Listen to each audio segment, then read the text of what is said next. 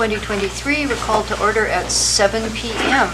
Chief, would you please lead us in the pledge?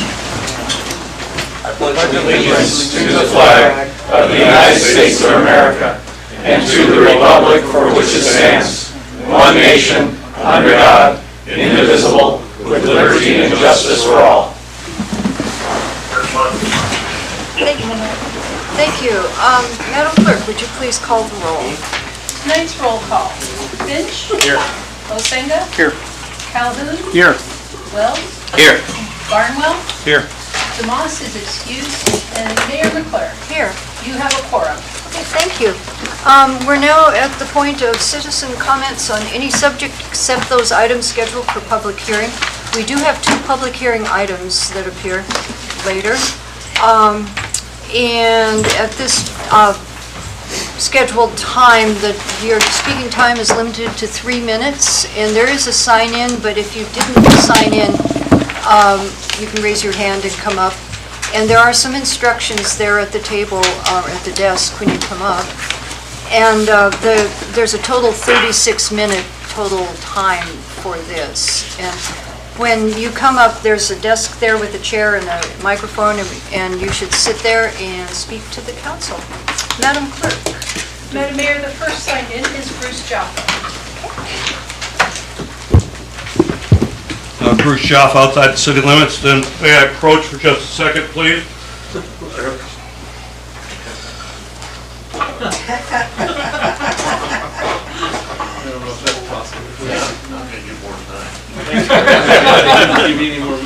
That's okay.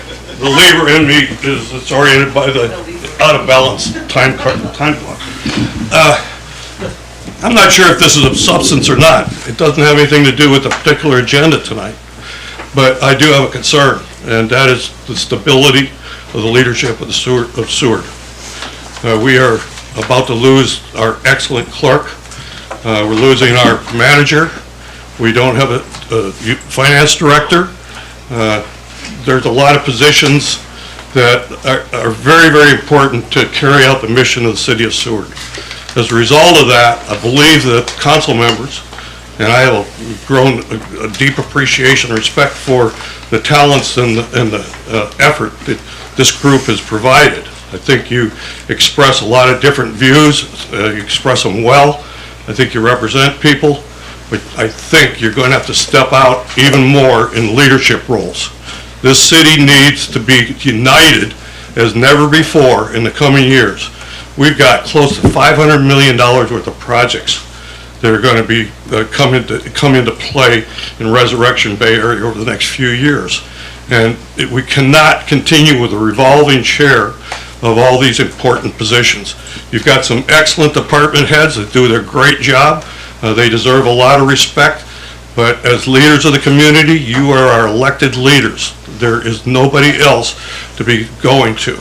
Those people that went before, when I got here in '75, they're gone. You know, you are those people now, and you will be remembered for the roles you play and the important achievements that you help create. Thank you. Madam Clerk? Madam Mayor, next sign-in is Mary Tugas.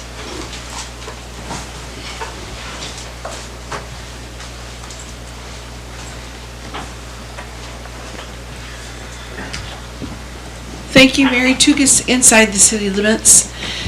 And I come here today to just mention a couple things that you all might already know, but should be aware of. And I'm going to talk about our community library museum. There is a lack of employee there they had a part-time janitor, maintenance person. That person is no longer there. And the staff is cleaning the building before they leave at night and often in the middle of the day. The other day I went in and there was smuts and stuff all over inside the elevator. So I said, you know, I know you guys, all of you, are pitching in to keep this facility clean. Hand me a sprayer and some wipes and let me go and clean the inside of that elevator. It's needs a sanitary wiped down. Our city employees should not be asked to clean the facilities after their regular work time. Or in this case, I believe they're doing it during their regular work time. There is no maintenance department in the city. There's no maintenance person to go out and fix things or to even change a light bulb. This needs to change. We're talking about building newer buildings. Maintaining them is critical. And it doesn't take rocket scientists to change light bulbs or to fix everyday, ordinary maintenance stuff. That should be a matter of course for all of our buildings. It's also a reason why a lot of the older buildings are in such deplorable shape today, is because everyday maintenance is not being maintained in an adequate way. So, thank you very much. Madam Clerk? Next signed in is Michael Britton.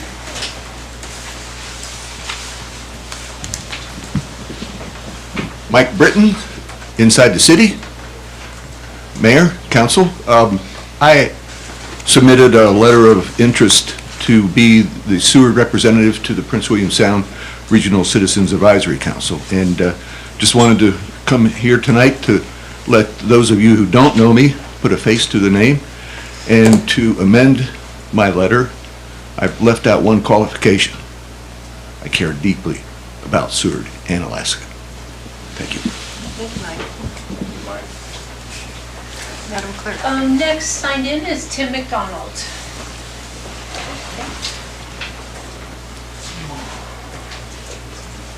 Tim McDonald, Inside City Limits. Ah, man, I'm a little dizzy. Sure feels good.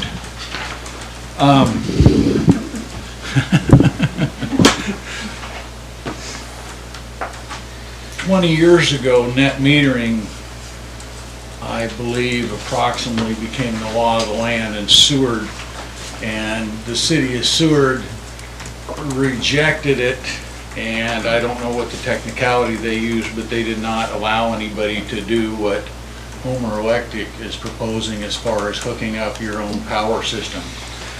So they have been stalling their customers for 20 years on that. When it happened, I remember at least several businesses up and leaving, pulling stakes that wanted to put in windmills. You know, and I agreed with the article by Mr. Dunham in the local paper this week about the sale and stuff like that, and I'm starting to like HEA more all the time when they're going to pay 8 cents a kilowatt hour for net metering things right now. And if it had been done 20 years ago by the city, we'd be halfway to green power. You know, I know none of you are directly responsible, but the city is. They blocked it when they weren't supposed to, and now we're behind the 8 ball. You know, and the thing about this, any sale, even HEA, and I do now with what they put forward, believe in that sale, but even with them, we're dependent on long distance power lines, and we're at the end of the line. That's our Achilles heel. And when we get these snowmageddons, you know, it's going to shut us down. I mean, it does it every winter. Two meetings ago, after I went home from the meeting, I think we only had it on Nash Road. We didn't have it in town because I could see lights, but all Nash Road was dark for 2 hours. So I'm sure it was snow related. So that's the thing that I'm, you know, looking at. That, you know, we should have done a lot, and now we're just cleaning up the mess. And so, you know, you guys, I think somebody gave you a rah-rah speech there. I guess that's the same thing, maybe a little bit of the stick, whatever. But the other thing is the reason I want to get our waste problems squared away, and we need to look at the dump too, is because we're about to get hit with a tsunami of shipping. all these new cruise ships are coming, we're probably gonna go to war with the Russians and Chinese, whatever, you know. But we wanna get this taken care of it so it doesn't get lost, because the environment always gets left last. Let's do it first. Be ready. Thank you, Tim. Madam Mayor, next signed in is Kyler Dow. Oh, that'd be me.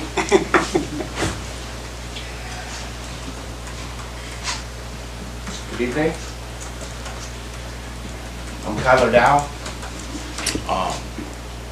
I came here today because Do you, excuse me, do you live inside or outside the city? I live outside the Okay, city limits. that's just for Pardon me. just for the record, you Yeah. do that.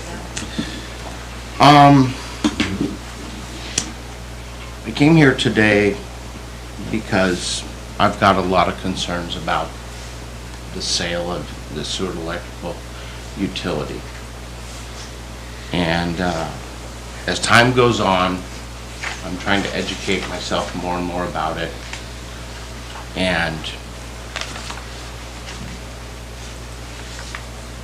I don't feel educated today enough to make any strong criticisms. And actually, I've gotten a little ahead of myself.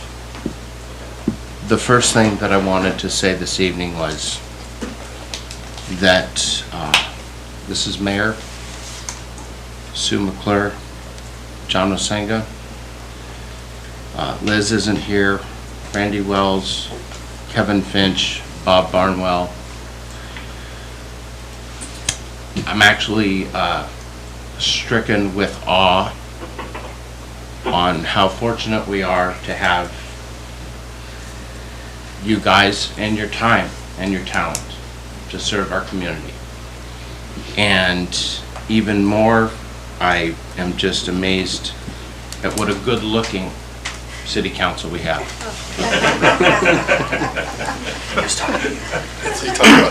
And I'm not joking. I figured, you know, it's not something people rarely bring up, and they probably should. So, like I said, I have a lot of concerns about the utility sale, and I right now don't feel educated enough to make any strong statements on the subject, but I do have a couple philosophical points. And I have a new one after listening to Bruce. When Bruce, who I highly regard for his experience and abilities, is if we are left with some gaps in our team,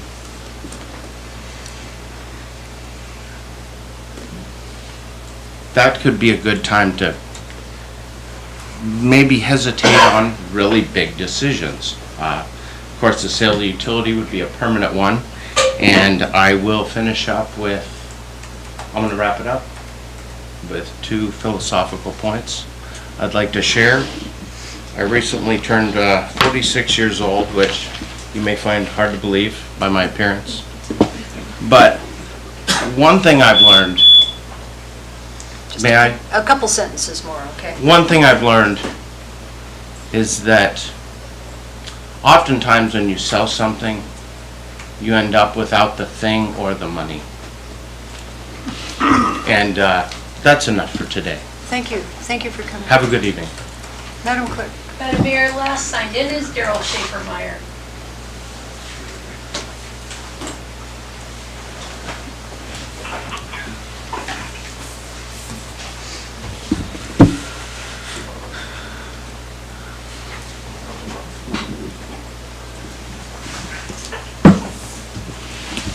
Daryl Schaefer-Meyer, inside the city limits.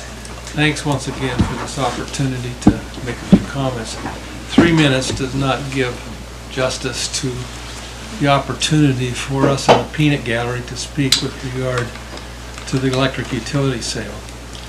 And I would implore you, while we have the time, to convene a town hall meeting on this topic, to allow the entire audience to come together, those that live inside the city, those that live outside the city. Bring in, Homer Electric and yourselves, and allow us to hear in that forum where we can make exchanges not limited to 3 minutes. Because 3 minutes is just not, we got this sales agreement, 4 days ago? 238 pages. I doubt any one of you have read it. I would even be surprised if Madam City Manager over there has read that document. I don't know who was at the table for the city that negotiated the thing. I think it was done between lawyers. And lawyers have to come to play in this, but I hope somebody was cutting the deal that you have before you. Right now, I would love to be able to say I fully support this vote, but right now, I have not seen any justification or reasons from you in a side-by-side comparison or any other format why you selected Homer Electric over Chugach Electric. Now, I haven't seen that. Was it just based upon the fact that Homer Electric's proposal was more pages? That might be reason enough, but I think both proposals were responsive to the offering. Secondly, I have grave concerns about the finances of the deal. We're told to, many things are on the premises that aren't there yet. You don't have cruise ship power sales yet that's the basis for what you're going to get your payment, your rent payment, on a piece of property that's not even part of the electric utility. Question there I have, why was that included? Why was that part of the deal? I don't see it as part of the original proposal, but that was laid on the table. So I asked that question. I have so many questions, and I can't express them here in this format. I spent time looking at this whole thing. I looked at Brooks's thing here, and I assume that's what you're going to speak from tonight as you look at this. And it's fine, except it's got a lot of holes in it. And I think that we need to know, is this the best deal? I mean, I really truly want to know that, because we're going to have to live with this thing for a lot of years. And I hate to know that we'd ever have to put tax money in to supplant the revenue that we've lost out of this deal. That would be a bad deal. Thank you. Thank you, Darrell. And that was all that signed in? Right. Okay, anyone else wishing to speak? Come on up, Bill. You'll have the 3 minutes. Madam Mayor, council members, Phil Kaluza, Inside City Limits. I guess I'd like to just add some comments from my recent discussion regarding the Homer Electric purchase of our electric utility. Previously, I provided you with a rate comparison between Chugach and Homer. Averaging their rates, I found Chugach to be significantly less expensive than HEA. Residential rates alone were 29% higher for HEA than Chugach's rates today. Simply multiplying that number of 7 cents per kilowatt difference times our 60 million kilowatts came out to $4.2 million a year more purchasing HEA power over Chugach. Over the 30 years, we talked about $82 million. That was a snapshot for today. Looking down the road a year or two, I need to mention that Hillcorp, who provides all the natural gas out of Cook Inlet for our utilities, announced a year ago that they are running out of natural gas in Cook Inlet, stating that they have sufficient gas to cover existing contracts with the rail belt utilities, but made it clear they cannot commit to future contracts at this time, and utilities need to find alternatives. With that said, HEA's contract expires in a little over a year. What will Hillcorp offer HEA? Maybe a shorter term contract with a modest price increase? Or maybe whatever their shareholders feel is in their best interest. Homer Electric has no alternative. Chugach's contract with Hillcorp expires in 5 years. Fortunately for Chugach, it owns part of an existing gas field that currently provides half of its own gas at a considerably less cost than current rates. Thus, Chugach is able to buffer the much higher future gas prices until new alternatives are available. Short of a major gas find in Cook Inlet's aging fields, the rail belt utilities agree importing liquefied natural gas is their most likely alternative. No one knows what the international market price of LNG will be on any given day, nor the cost to deliver and store that gas in a rail belt. Finally, HEA is not only facing potential higher gas prices than Chugach in the near future, HEA's generators are less efficient than Chugach's very large generators. Higher volatile gas prices and lower generation efficiency is a bad combo for maintaining stable rates. Do we really want to be selling our utility during all this uncertainty? Thank you. Thank you. Anyone else wishing to speak at this time? Okay, seeing none. Oh, I'm sorry, you popped in here. There's a bunch in the hallway too. You Okay. might want to ask if anybody. Well, do you want, go ahead. Becky Dunn, Inside the City. I want to thank you all for being up there and kind of saying this on your behalf too. Does the city packet have to be 650 pages or more? I think I saw one 850. I don't know, it just seems like it keeps getting more and more, and then there's a special meeting on top of that, and then add-ons.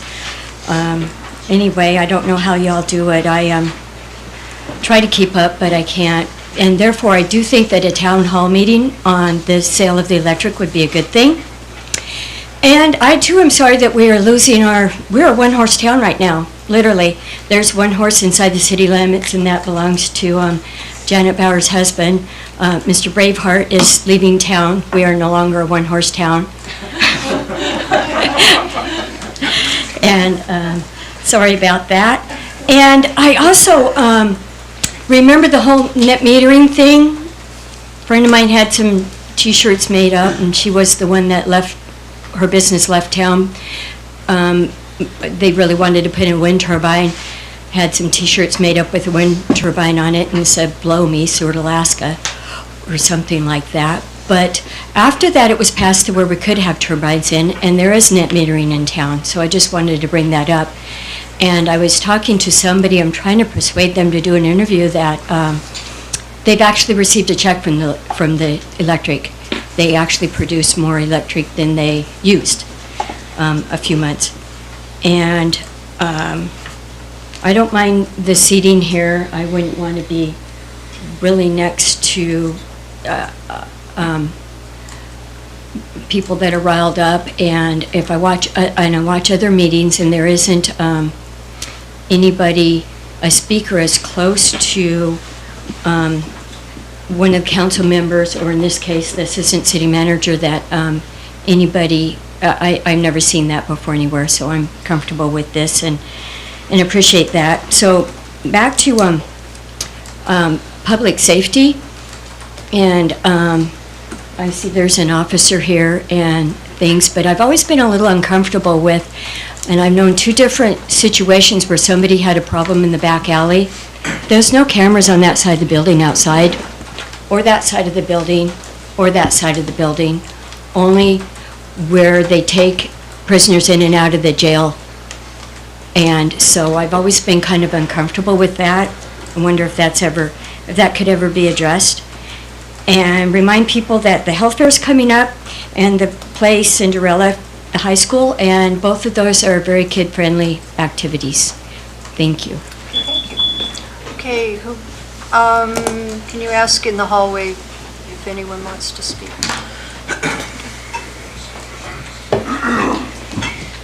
Rissy Casagranda, Inside City Limits. I was on the city council when we first received two proposals, and then I was off the city council when the two proposals came back, and I too am unsure why we settled, or why we chose, not settled, why we have chosen to potentially sell to Homer Electric. There's also a lot of questions that I have, even though I was part of that executive session and I did see numbers. There's still a lot of this sale that I do not understand. A 238-page sales agreement is huge. I thought my job had a lot of pages. Nothing like 238 pages. I was wondering if the city could please, so when we first decided to put towards the voters to sell our utility, I was told as a council member that the city would not do any, like one-sided advertising or put any money into yes or no. And so far, what I have heard is the city is very supportive of selling our utility. And I think that's great, but I don't have the education to get on board with that. I don't understand the purchase price, exactly what the purchase price is. I'm a numbers person. I would like to see a P&L. I'd like to see what we're coming out with in the end. Purchase price, debt, how much debt there is, right down to liabilities that we're going to have to keep on paying, how much reserves are we selling with the sale, and how much debt are we keeping. There's a lot of ifs, ands, and buts, and I think what I've heard echo with a lot of citizens here this evening is a town hall meeting is much needed. I did see a flyer with the GM of HEA and Rob Montgomery offering a coffee chat where we can go and discuss those items. But what I would like to see as council, if you guys could please supply the public with some straight numbers. Like, what are we selling for? In the end, not the top number, but I want to see the bottom number.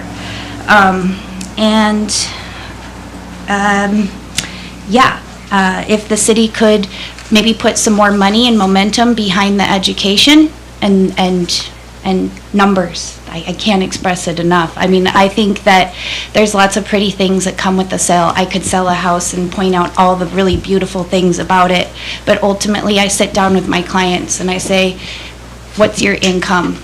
Can you afford this? Can you really afford this, right? Is this really something, is this a lifestyle that you want to choose? And give them the option to choose that. And I hope you guys can do the same for us. Thank you.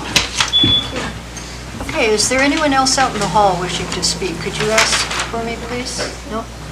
Okay, anyone else in here wishing to speak? Okay. I'll close this portion then, and we're down to the approval of the agenda and the consent agenda, and I'd need a motion to approve and a second, please. I'll make a motion to approve the agenda and the consent agenda. Second. Okay, it's been moved and seconded, and I'm going to ask for changes in the agenda. I have one that I want to do right off the top. I'd like to add under item 6E on the first page, under other reports and announcements, I'd like to add a Borough Assembly report, because we have our Borough Assembly rep here, and it didn't get in there, so if there's no objection to that. Okay, any other changes from council members on the agenda or consent agenda? I know you're all writing that down now, so I'll give you a second. No changes? Okay, are we ready to vote then? Okay, Madam Clerk, we're ready. Voting on the approval of tonight's agenda and consent agenda. Osenga? Yes. Finch? Yes. Barnwell? Yes.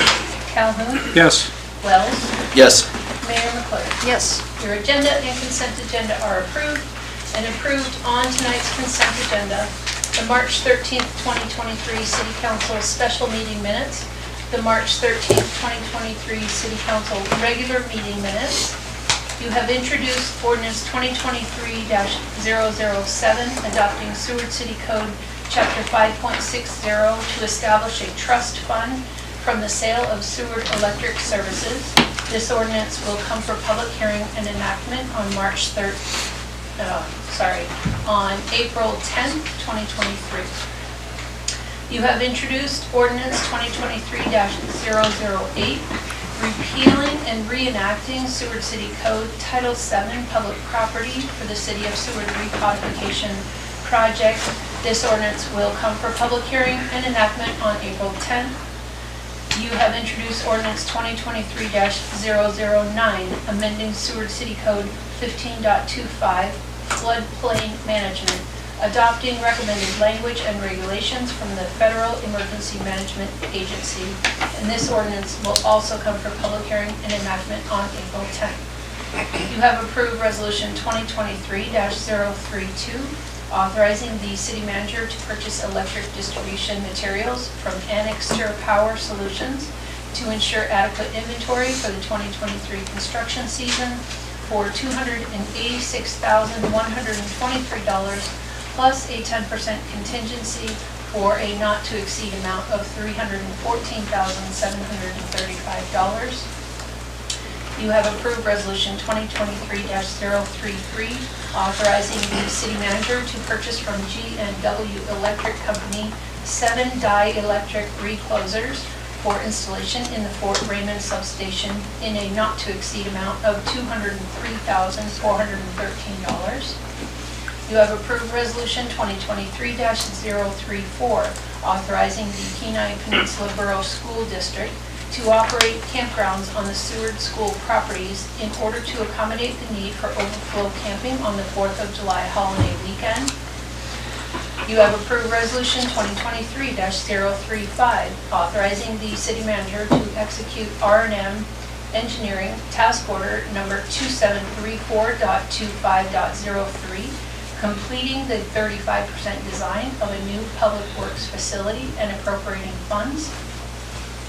You have approved Resolution 2023-036, authorizing the city manager to reimburse Chugashmi Regional Health Center for a portion of the sewer line realignment in the amount of $56,975 and appropriating funds. Also, Resolution 2023-037, approving the lawful action to bring suit against a non-compliant short-term rental at 2410 Maple and appropriating funds in an amount not to exceed $10,000. And finally, Resolution 2023-038, accepting the resignation of City Clerk Brenda Ballou and setting the terms of her departure from city employment. In addition, you have approved Action Memorandum 2023-004, accepting the city manager's resignation effective May 10th, 2023. You have no objection to the renewal of liquor license number 822, beverage dispensary for Sea Salt Alaskan Bar and Grill, and you have no objection to the renewal of liquor license number 4915, restaurant eating place, seasonal for Gulf of Alaska Food Court. Thank you. We've accomplished a lot already. Before we go to the city manager's report, I'm just going to check. Senator Stevens, are you online? On the phone? Yes, I am. Can you hear me? Yeah, we'll get to you in just a little bit, okay? There's a couple more reports. I just realized you probably don't have our agenda in front of you. So if you can just hold on for a bit longer, okay? I just wanted to make sure you were there. Thank you. Thank you.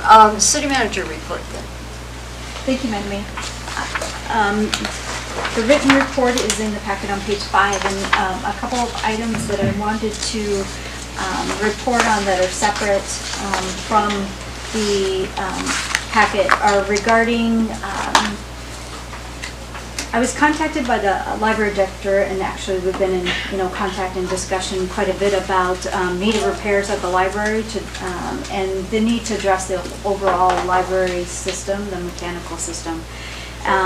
The assistant city manager made contact with R&M to ask them if this is an assessment that they could provide for us, and they were uncertain if they had someone in-house, but they're making contact with other firms, and the recommendation may ultimately be a mechanical engineer, and so we'll keep you posted on the progress as we move along to address the needed repairs.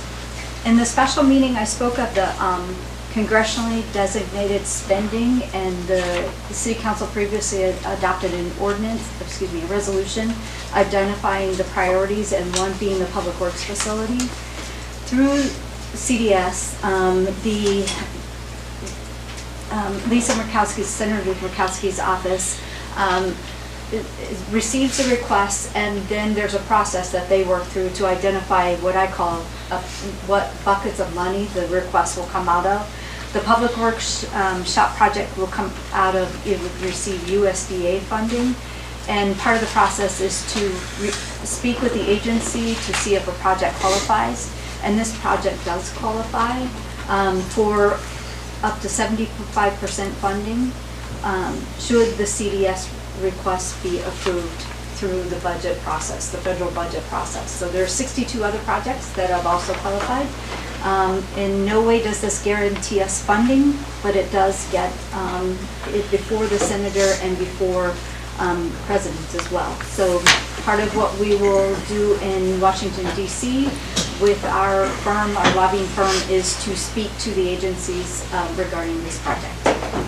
There is one other funding opportunity that is in the packet. I'll go back to the packet on page 5. President Biden's FY 2024 budget request includes the FRC home court for the city in Seward. The FY 2024 budget includes $42 million to complete waterfront and shoreside improvements to home court and FRC in Seward. And it goes on to describe the projects. A lot of things going on at the federal level. Thank you. I did have a request to ask the chief to give an update on the animal shelter status. Would you do that? Yes, ma'am. Good evening, Mayor and Council. So since we last spoke a couple weeks ago, we've made some really good progress. We are now out of the old shelter, and we have moved completely over to the new shelter. Things are a little cramped right now because we're making do with some of the old stuff from the old shelter. You know, ideally we wouldn't have had to do that, but with you know, the shipping problems, you know, that we've had getting our new equipment in, this is what I decided to do. So we've had some great help from other city employees and whatnot to get everything moved up there, and you know, we've put everything in as good a shape as we can to get functional. Today, in fact, cabinet work began, and so some cabinets were installed today, and I haven't heard yet that that job is completely done, but it did begin today, which was great. And then just to kind of dispel some rumors or whatever that it's not open, at this time we are able to do surrenders and we are able to do adoptions. We just ask that you call and make an appointment so that you know, the animal shelter workers can you know, keep crowds down and stuff like that, because they're still going through the process of trying to organize all this stuff, you know. So but we are able to do that, and the animals are up there.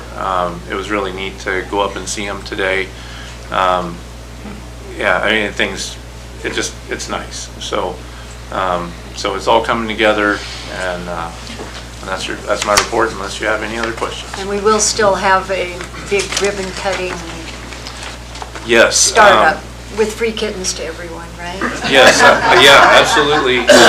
They may be large kittens, but just let me address a couple things there. So I expect within the week, another week, maybe 2 at the most, it should be open to the public, you know, to be able to just freely come and go.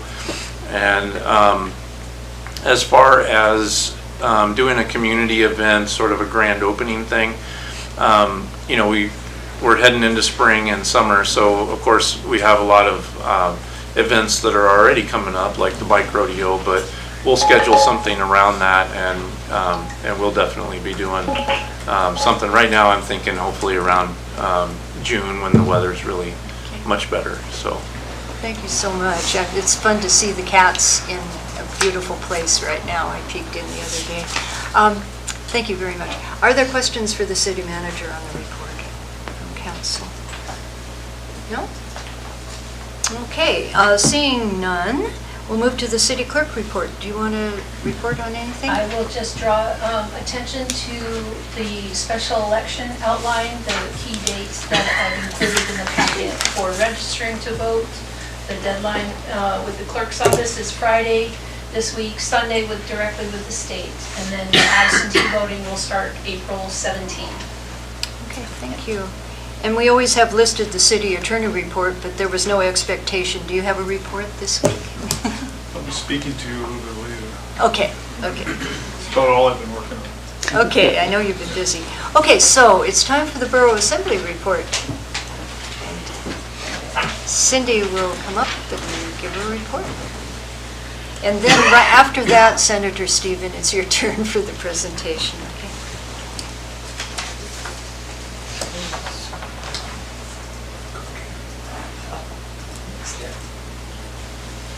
Oh, going back to the old place. Yep.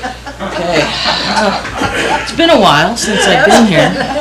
Thank you for adding me to the agenda, Mayor and Council. Appreciate it, appreciate your work. I have some items from the only assembly meeting in March. Ordinance 2022-1943, appropriating funds and authorizing the borough clerk to contract for an upgraded voting system software and related equipment to continue to provide an accessible voting system for persons with disability.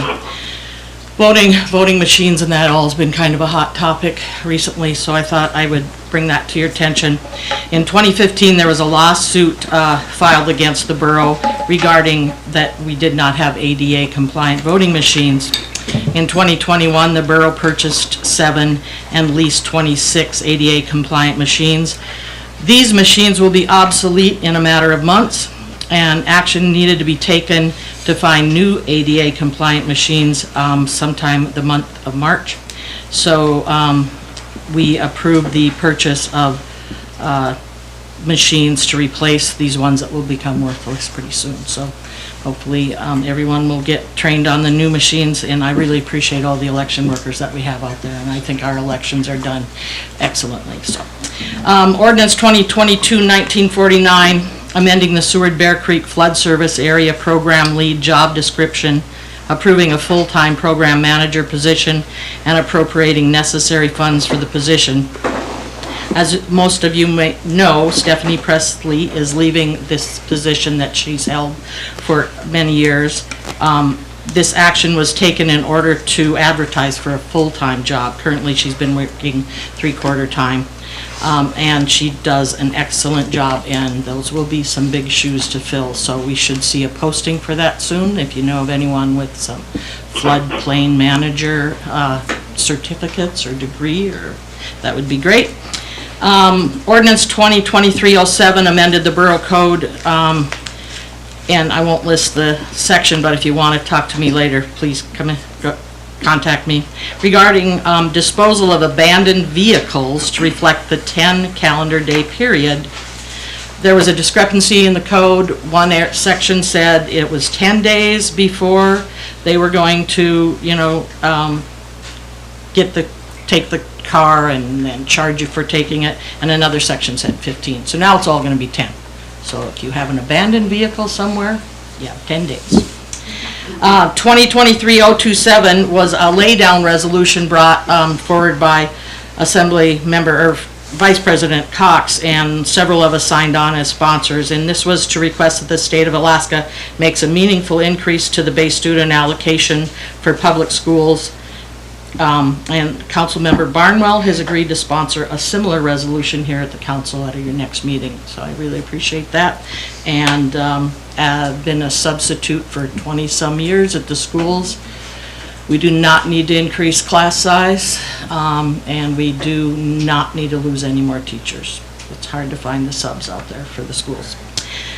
Coming up next Tuesday's meeting, Mayor Machuki will have a proclamation that April is Safe Digging Month, and Alaskans hit utility infrastructure 3 times greater when they do digging than the national average, so please call 811 before you dig, right? And at last, the best news, coming up, we will be authorizing to award a contract for RFP 23009 for the Seward High School track. And the work that's supposed to be done will be removal and replacement of the existing track and field, grading and base construction for a new 8-lane track, artificial turf field, end zone lettering, drainage, and site work renovations, construction of the perimeter subdrain and dry well systems as needed, grading and paving of the pedestrian access to the track is also included. And the contract was awarded to Stan Tech Consulting Services, Inc. for a lump sum of $213,244. And they were the only applicant. They were the only one that turned in an RFP, surprisingly. So if you have any questions, I'd be happy to try to answer them. And if anyone wants to call me later, it's 907-362-2276. Thank you. Are there questions? I just have one. Back in the day, you know how the assembly used to meet here in April, and then they stopped because they didn't want to come here anymore. Was there any discussion about it at all this year? Yes, the assembly members, Lane Chesley from the Homer District and Mike Tupper from the South Peninsula Districts, and I have all asked if they could start doing that again. Mayor Machicki might be more in favor of that than our past mayor when it was turned down the last time. There were complaints that this is a very crowded room when they're here, and I said, well, the school board meets at the high school, you could probably meet there since you own the building. And but then they also said there was like 5 people came. So we're really gonna have to advertise it and, you know, do some PR. I can speak to that because I was on the assembly when we would come here to meet, and I'd be here and all excited with all my friends from the assembly, and there'd be 2 people in the audience, and they were my friends, you know. So, yeah, that was part of the big reason that they stopped coming. And if you want to, if you want to be informed about what's going on with the other level of your government, it's, you know, we've got to show interest in that. So, just keep on it. Okay, and the other thing that they do is they allow Zoom call-ins for public comments and Zoom for presentations. So we'll need to make sure we have that available in wherever we're going to have them come to. Any other questions? Thank you so much, Cindy. Thank you. Okay, so now we're at presentations, and on the phone we have Senator Gary Stevens, who is our state senator and President of the Senate. Gary, are you ready to tell us some stuff? Sure, thank you. Thank you, Madam Mayor. Can you hear me okay? Absolutely, yep. Good. You should also know that Representative Stutes is also on the line in her office here in the Capitol. So, so I just want to let you know what's going on, where we are. You know, we are, the legislature is about at the halfway mark. We've got between 7 and 8 weeks to go. And a lot to do. The Senate is working on lots of issues, and then we need, of course, before we end here, make sure we get along with the House and figure out a lot of important issues, and then, of course, get the governor's support. So, just so you know, we have a Senate caucus that's made up of Democrats and Republicans. It's a bipartisan caucus, and when we started, we had 2 issues we really wanted to make sure that we did this year. One was adequate education funding, and the second was a pension retirement system. So the third one really was added to that, and that's to make sure that we have a fiscal plan to pay for those things as well as others. So let me talk a little bit about those priorities. We have a bill both in the Senate and another one in the House on education. In the Senate, it's SB 22, and it increases the VSA, the base student allocation, by $1,000 in 24, $348 in 25, and then an inflation factor in 26, and with some reporting along the way on progress. Now that's in Senate Finance right now, and the first hearing on that will be next week. The other bill on the other side is House Bill 65. That increases the VSA $680 in fiscal year 24 and $120 in fiscal 25, a total of $800 increase by 25. That first hearing is happening in the House Finance Thursday, March 30th. So public testimony will be available. Hope folks take advantage of that. One point I want to make clear is that our job in the legislature is to fund education adequately. It's the job of your school board and your school administration to figure out how to spend that money and what they want to do with it. So I've had a lot of calls lately about pools being closed, so that really is not our business. That is up to the district. They decide from the monies that we are able to give them and that they get from the borough and from the federal government. They have to decide what they're doing with pools and theaters and that sort of thing. But anyway, we're making progress on that, and we will have to find a way to work between the two houses, the Senate and the House, to find some resolution of that along with the governor. The other issue out there is the retirement system, Senate Bill 88. You know, I really had hoped we could address this this year, but it has become such a complex, such a convoluted issue that we may not be able to address it by the time this year is over. But we have a 2-year term, so hopefully it will happen next year. Now, that's the defined benefit option, as you know. We're having a hard time keeping teachers because we don't have a retirement plan for them, as well as policemen and firemen and that sort of, and all of our state employees. So a retirement system like that would help for recruitment and retention. The issue, though, is why it's so complex is we just don't want to put ourselves in a bad position like we've had in the past. We had a tremendous unfunded mandate we had to pay off before we moved away from the defined benefit plan to what we now have, which is a DC plan. So we want to be very, very cautious and make sure that we don't put the state in a tough spot by having a debt to pay. The public testimony on Senate Bill 88 will be in Labor and Commerce, Senate Labor and Commerce tomorrow at 1:30. As for other issues, House Bill 39 is the operating budget. Begins with the House, comes to the Senate. Next year it will start with the Senate. They're going through amendments right now in the House, and hopefully it'll be on the House floor next week, the operating budget. And there's another budget that has already been supported by both the House and the Senate. It's called the Fast Track Supplemental. And as you know, and that both House and Senate have passed that, it's going to the governor next. But as you know, we've had several problems, particularly with the SNAP benefits. You know, the food shortages, people who are in need of food have not been able to get the food they want. A shocking thing to me was to understand that the 1 out of every 8 Alaskans is in need of food assistance. So we did, and we've had a lot of problems with the SNAP program, a lack of personnel, not able to fulfill the applications they've received, and some computer issues that were pretty terrible too. So in the budget that we just passed, it's called the Fast Track Supplemental. It includes $3.7 million for SNAP benefits for food shortages, and also $4.7 million for the Office of Public Advocacy and the Public Defender Agency. They have a lot of staff shortages. As you know, people who are in poverty deserve, and the Constitution says they will have representation. So we did transfer monies, funded $4.7 million for that.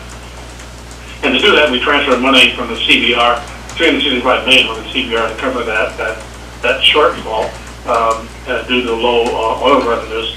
The capital budget, which we are working on it now, but it'll probably be less than last year because of the drop in oil revenues. So what we've got now is a fiscal plan. I'll take just to try and explain it briefly. There are really a couple of issues. First is we just introduced into the Senate a bill at 75-25, which would fund foreign fund dividend at 25% of the POMB, the money we receive every year from the permanent fund, and 75% going to government services. The governor is at 50-50, so we're trying to work our way through that. The governor would like 50% to go to dividends and 50% towards government. We're trying to figure out how that works.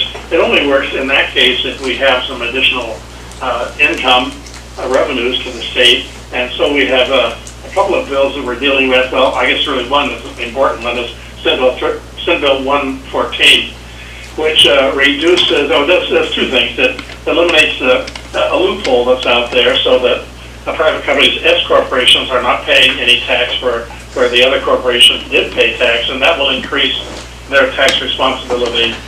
So they pay, it's about $139 million more to the state government to cover this loophole.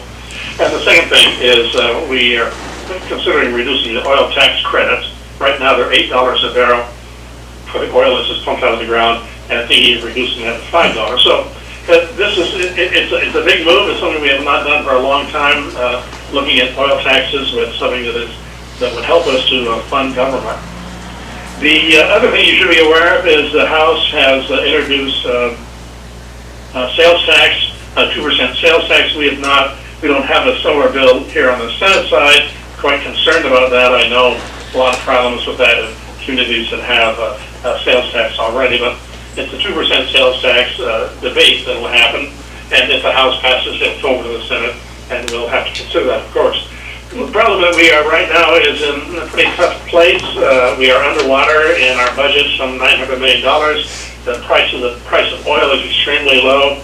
Estimate now is we're about $73 a barrel, and so there are a lot of things to do in the next 7.5 weeks, and I know we will accomplish them along with the House, along with working with the governor. So thank you. It's been a pleasure to meet with you and let you know what's going on here in the Senate. And as I said, Representative Stutes is there as well online. Yeah, thank you, Senator Stevens. Representative Stutes, we have a couple minutes. You want to say anything here? Well, it sounds to me like the good senator covered most things. All I can tell you is the House, in fact, did complete hearing all the amendments to the budget today, so they will be incorporated into a new CS, and we will probably have it on the floor at the latest on Monday, is what I'm guessing. The general flavor of at least our caucus, and I believe that we have enough members in the House that we will have a BSA increase. We are working on that along with the Senate, as well as the retirement benefits. But I would agree with the good senator, that's a pretty big bite. The one bill that we're going to review this week is 50 pages long, and we're, as you said, halfway into session. So, but it is a priority for us in addressing retirement benefits for public employees. We've got to do something to keep our public employees and keep our school teachers and keep our schools funded. But I think that Senator Stevens pretty much covered everything that would be of interest. Well, thank you. It's good to hear your voice. We maybe can get you to check in a few weeks, or later on in the session like this. I think it's very useful. I can open it to a couple questions if anybody has any here. Okay, thank you very much to both of you, and sorry you had to wait a while. That's just how these things go, so enjoy the rest of your session. Okay, I'm moving. Oh, yes, thank you very much. Yeah. Thanks, Al. Okay, good night. Our second and last presentation is concerning Laurel Canyon Diversion Tunnel, and Jathan Garrett from the U.S. Army Corps of Engineers and Associates will be up. And we usually keep these to about 10 minutes, which that was exactly 10 minutes for the record. So we'll try to be quick. We got a lot of good information here. Madam Mayor and City Council members, City Management, and residents of the community, we're happy to be here today. For the past 2 years, I think everybody's aware that we've been working very hard on this new tunnel to address the potential of a failure with the existing tunnel, as well as here in the last little bit, addressing during an event, having folks fight this battle. And so I'll introduce myself, Jathan Garrett. I'm the PM for this project. Colton Jalp, I'm the lead engineer, and I'm also the Dam Safety Program Manager for the Alaska District. Sitting over here running the slides, I'm Nathan Epps, the Chief of the Hydrology Section of the Alaska District. Right. So the three of us have been tied at the hip here for the last year or so going through here. Nathan, you go to the next slide. Really quick, I'd like to kind of reintroduce the project, since I think it's been a couple of years since the Corps has been down to brief this, but we'd like to go over kind of, well, We'll touch really briefly on the feasibility, the pre-construction engineering and design phase, which we call PED, the proposed construction features. We'll go over some the design and construction schedules so that you're aware of those. And then we'll dive a little bit deeper in design details and then some of the contract actions that we see upcoming. But for everybody's knowledge, the director's memo from the Chief of Engineers, headquarters USACE, was signed in May of 2021 with the finding no significant impact in July 21 and the feasibility coming out in April of 2021. Out of that feasibility report, the alternative 4A was chosen, which is to build a new diversion dam, a new 18-foot diameter tunnel. The old one is 10 foot. As well as construct a new outfall. We're going to also, in this plan, have select tree removal, refurbishment of the existing tunnel, and a canopy above the new tunnel intake. The design agreement between the U.S. Army Corps of Engineers and the city was signed on June 21st, 2022. Since that date, we have completed our phase 1 of geotech investigations on site. We've completed our site surveys and collected our aerial topography data. We're nearing the completion of our seismic hazard assessment. We've assembled a USACE-wide enterprise team, something I've never seen before. This leaves the management and the engineering lead here and contracting here with the Alaska District, but we're reaching out to subject matter experts with the Omaha District who specialize in dam safety, design, production, etc., and they are designing the dam and outfall design. And then our risk management center for the Corps of Engineers is designing the tunnel. All subject matter experts, and then we're also working with the USBR on who's going to be doing our physical modeling, the Bureau of Reclamation. In this picture here on the right, this is our design charrette with about 35 engineers making up these different enterprises. I wish I had a video to show everybody of the brain power that was going across these walls with the problems, with the everything that's constricting us on the site, with the layout, with Lowell Point. This team is ready to get at it, and we've got some of the best in the Corps that I've ever seen. So I'm very excited for the future of this project.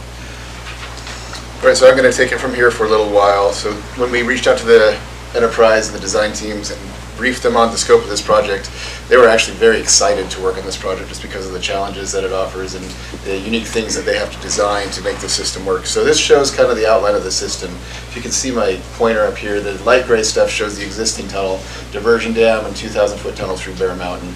The new structure is going to be an upstream diversion dam that works in concert with the existing tunnel, with a new 18-foot tunnel that goes over Lowell Point Road. And there will be outfall extensions on the existing tunnel as well, so that the access to Lowell Point will be under the new system. I'm going to briefly outline the construction sequence here. What you see is the existing system in schematic. When it's active, water flows through this tunnel directly into Resurrection Bay. To start this project, work's going to begin with a diversion around the construction site, followed by ground improvements at the new outlet site. This will be access for the tunnel construction team that'll need to bore the new tunnel through the mountain. That's going to proceed from a new outlet point upstream through the mountain. And we think that'll be in a 2 blast sequence per day. The team is investigating potentially working from both sides of the tunnel, but it's generally easier to work from downstream to up in the dry. So once that tunnel is constructed, water will be routed through the new tunnel over a finished outlet. And that'll allow us, the construction crew, to build the new diversion dam. And finally, once that's done, extend the outlet of the old system so that both tunnels can work in concert. Once this is completed, traffic will be routed back under the entire system. There will be about a 400-foot road tunnel to go underneath the outfall. So what this means is that all the debris that comes out of the system and piles up on that fan will now be seaward of the road, and you won't have this pile coming up and is potentially blocking the road as frequently during flood events as has been occurring in the past.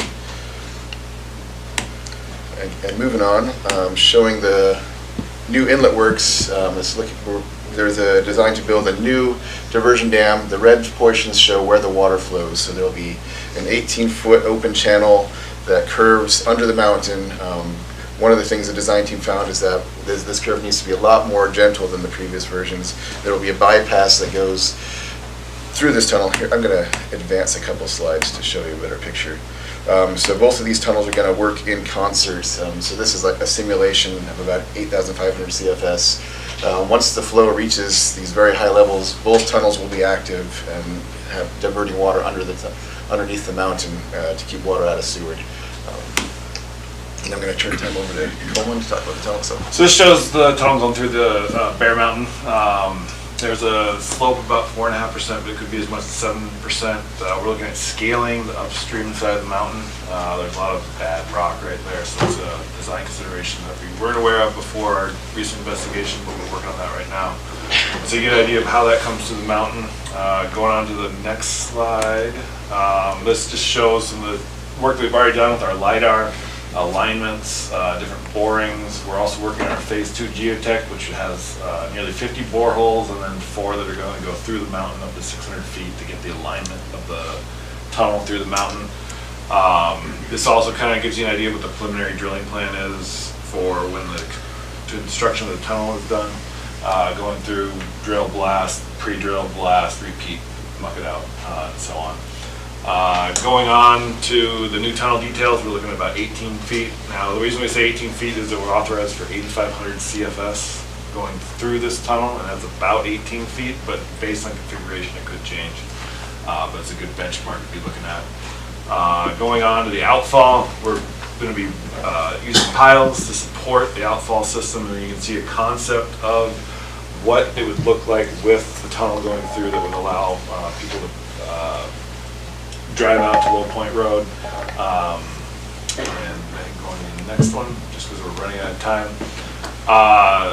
Some of the benefits, just improved safety. There was a lot of concern about how are we going to allow people to pass through without any sort of injuries or hazards. And so this would allow that to occur. Also, the sediment will also be on the outfall side, so the city doesn't have to go out there and work the material like they do currently. But then after an event, they would have to go up and clean it out. We do have some areas of constraint with the adjacent structures like the Sea Life Center, the cannery, the shellfish hatchery, and then all the utilities that are going through there. And then we're also going to look at relocating some of those power lines, the buried utilities and freshwater intake through that tunnel so that they aren't cut off and can continue what they're doing. This is just a generalized cross-section of what the 2 outfalls will look like with the embankment. You can see the phase 1 on the left and then phase 2 on the right. We're going to be using the MSE wall, which you see under almost every overpass on the highway. Same sort of like kind of just concrete blocks, building that up, and so it'll be those 2 phases there. Next one, some of the things that we found just from the 64 earthquake. We have an old dock that was out there, and when we were drilling, we had to punch about 6 different holes to try to get around it. So that's out there still. We're going to have to remove it to do a lot of our work. So as well as added things, but this gives you an idea of what was there before and then what's after. That kind of goes into our seismic. As you probably know, it's a high seismic area here in Seward. Part of that, which makes it such a significant constraint, is that our site is about 12 miles from the subduction zone.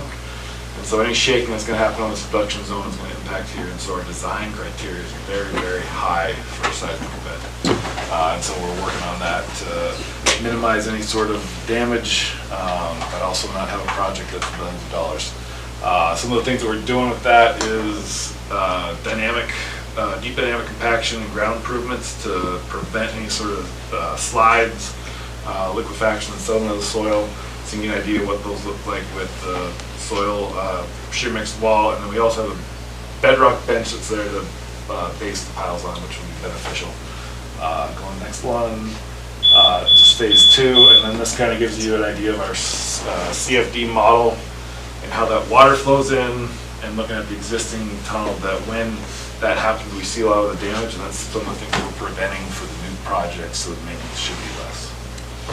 We have 3 more slides. Is that okay if we continue? Go ahead. Okay. Is that okay with you? I didn't know we could talk this fast, so Yeah, we're no, kind this of I need to drink a water after this. All right. Okay. So this is kind of leading us to the design. This is some of our next steps. Is we've just hit the 35% concept level, which you saw some of the pieces here in the presentation. Our 65% is due in March of 2025. Now, the reason we have a 2-year period in here is now we take this concept and we build hydraulic profile analysis, CFD models, physical model, like an actual 2-scale model with the Bureau of Rec, and we run all the assumptions and everything that we designed through the rigors to see if what we're designing meets the criteria, as well as a seismic model. So that's going to take us, we're figuring, about 2 years to put this through the runner. What we then, in 2025, is another downhill effect. We go 95 in September, 100% in February of 26. We advertise in April, and we're planning an award by November 4th of 2026. Here are the next steps. We kind of already have talked about all these. We're going to continue with the CFD, the physical laboratory, and then the contracts that we see coming up here in the future that kind of buys that 2-year time and allows us to keep moving is we're calling it Site Prep Construction Package 1. And this will be an access bridge above Low Creek that gives us access to both sides of the river for our personnel. We're not going to put that in until the season before. We're actually down here doing construction. We don't want to create anything that's kind of in our own way or bogging up the river itself. And then our action 2 would be that select tree removal, and that's anything 48 inches in diameter at breast height. We'll be cutting down and chopping up into sections and leaving on the mountain, as well as creating a staging area in this small area that we do have upriver there. Next slide. So for questions, if there are questions, I put my email on here. Anybody's welcome to email me. We want to make sure that we document the concerns, questions, etc., so that we can make sure that we address them all. And while you're busy writing, I think the writing's on the wall. This is an engineering challenge. I think so far the only win I know about is the bench out there. But I will say that the team, almost every one of them said this is the project of a lifetime or of a career. So we've got the right people. We're excited to get down here and to get going. This summer I'd expect more samplings. We come down and we know kind of the direction and right where the tunnel's going, and that's where we're going to be starting our geotech investigations, pinpointing this exact route and what rock quality we have to go through. So we're very excited. Thank you for your time. Thank you Thanks very for letting us come much. down. Madam City Manager. I noticed that on the one slide that you went through quickly, the cost estimate is $223 at this time. Any Yeah, budgets? So what we do is that 223 was the number you saw in feasibility report. We're required to update that every 2 years, so we're actually going through that right now at the 35% with the design we do have, and we'll be updating that here over the next couple of months. It's a big piece to tackle. So they take their design, we look at the current economy, and we'll be adjusting it from there. Okay, time for a couple questions. Councilmember Wells. So thanks very much for the presentation. It was so much information and exciting to see this fixed. I just have one question. Can the city have the model when you're done with it for our museum? Boy, it's probably gonna be as big as this. It's gonna be about the size of this this building. essentially. Oh, it's really? It's huge. Yeah, I so- can say the museum is not large enough. Well, here I was thinking. Or at least photos of it. Yeah. Yes. We could definitely do photos. We kind of anticipate your city manager to come down and participate in some of those modelings with us to see, Doug as well. So, when we do get to that point, probably likely let's see, next summer, we'll be modeling this thing. It's pretty impressive to see, though. Well, I appreciate it. Thank you. You're welcome. Any questions? Councilmember Finch. There's a lot of hiking and hunting that goes up in that area. Is that still gonna be accessible, you guys' plan? I think during the plan, yes. Yeah, we'll be really river left for a lot of this. We'll be right against the base, but we'll be maintaining access. There will need to be construction access upstream of the new diversion dam because the Public Works is still gonna have to kind of manage that sediment to make sure that they can divert flow for maintenance operations.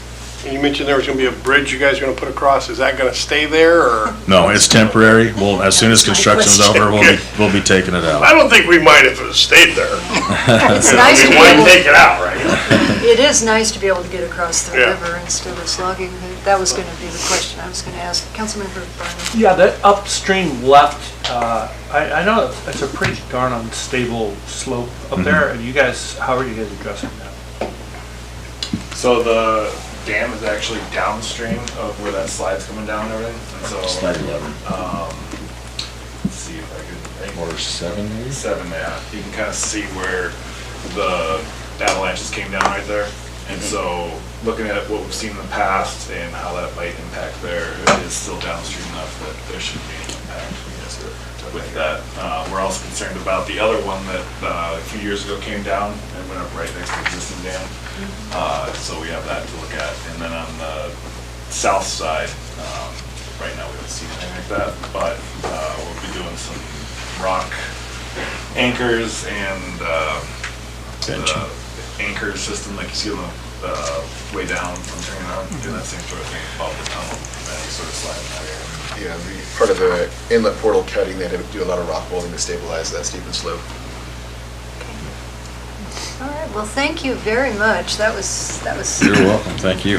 very informative, exciting, and everything. And where we're at now is heading into the public hearings, and I had a request. We'll take a 5-minute break just to get up and do some stuff.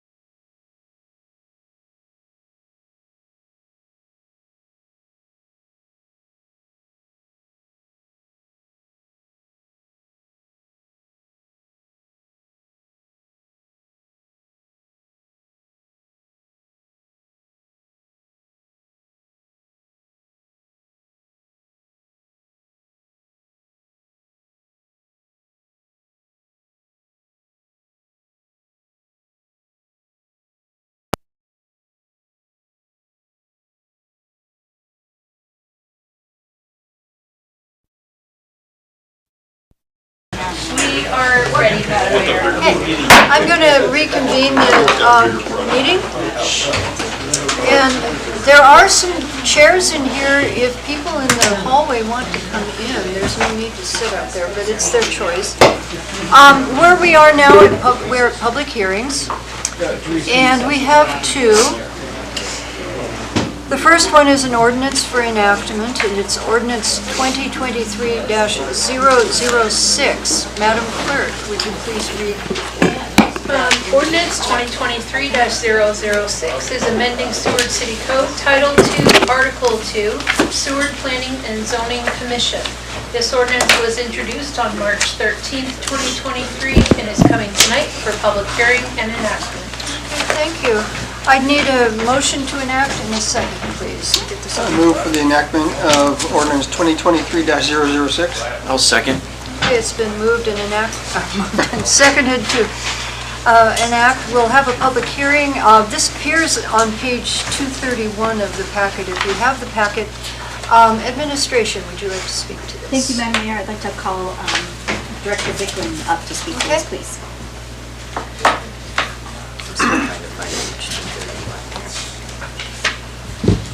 Good evening, Madam Mayor and City Council members. Thank you. So we're bringing this before you, as previously mentioned, just to try and create some stronger language to kind of up our participation game and quality of the work that the commission is doing.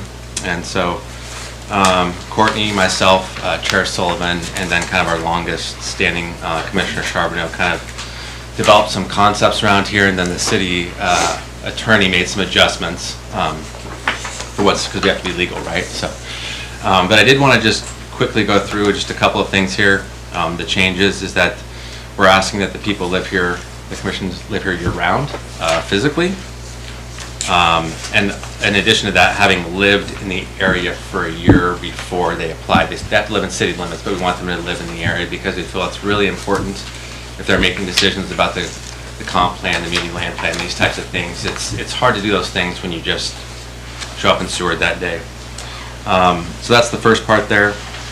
To help train our commissioners better and to up their knowledge, we're requiring training with their first year. And then we took your language in regards to absences from the council and just define what's an excused absence, what's an unexcused absence, and then set some boundaries there. And then obviously we're going to do a better part communicating with you absences and then ones that are concerning, because obviously sometimes absences are absolutely okay and then other times they can be concerning. Okay, thank you very much. Do you have anything else to add? No, Madam Mayor. Okay, I'll open the public hearing now for ordinance 2023-006. Madam Clerk, is anyone signed in? We have one signed in. It's Daryl Schaefer-Meyer.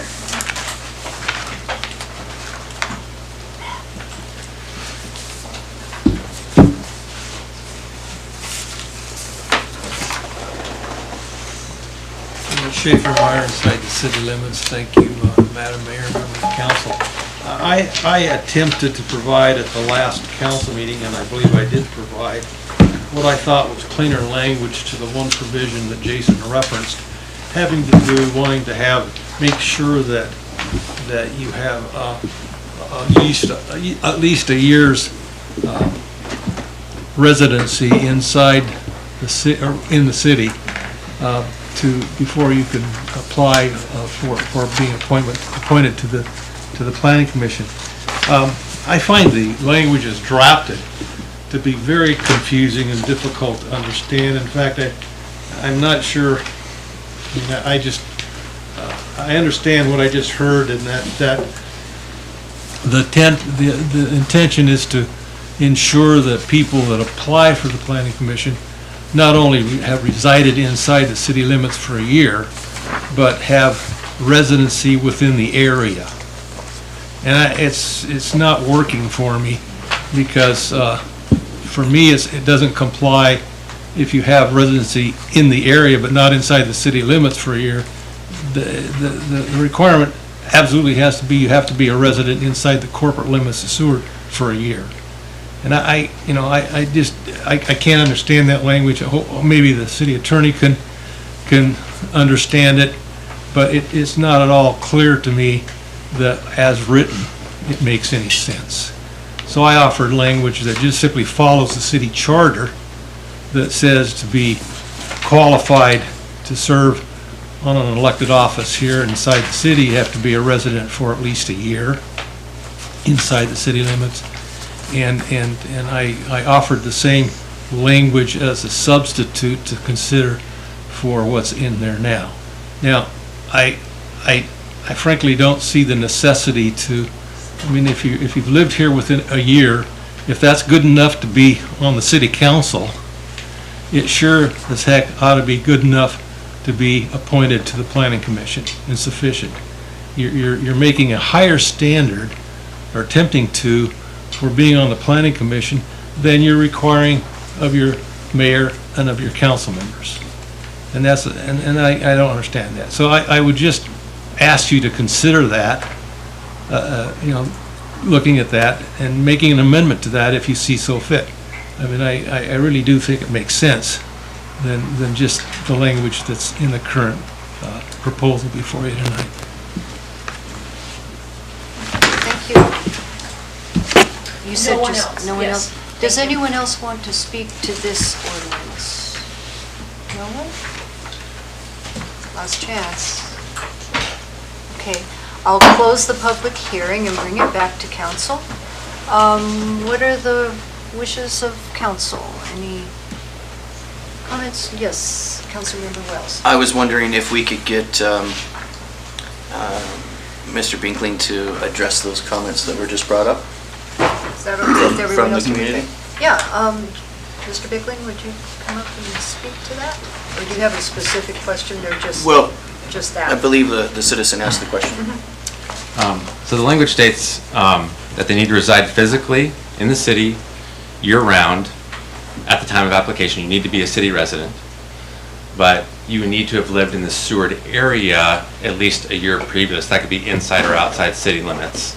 So for instance, if someone moved to the Bear Lake neighborhood, they lived there for 9 months, and then they moved in town, they would need to live there like 3 more months at the time of application and be a resident of the city, thus providing a way for them to become more familiar with the community. If I may? Councilmember Wells, sure. Thank you. So how are we, I can understand where you're coming from, but how do we validate Seward area? I mean, what is that?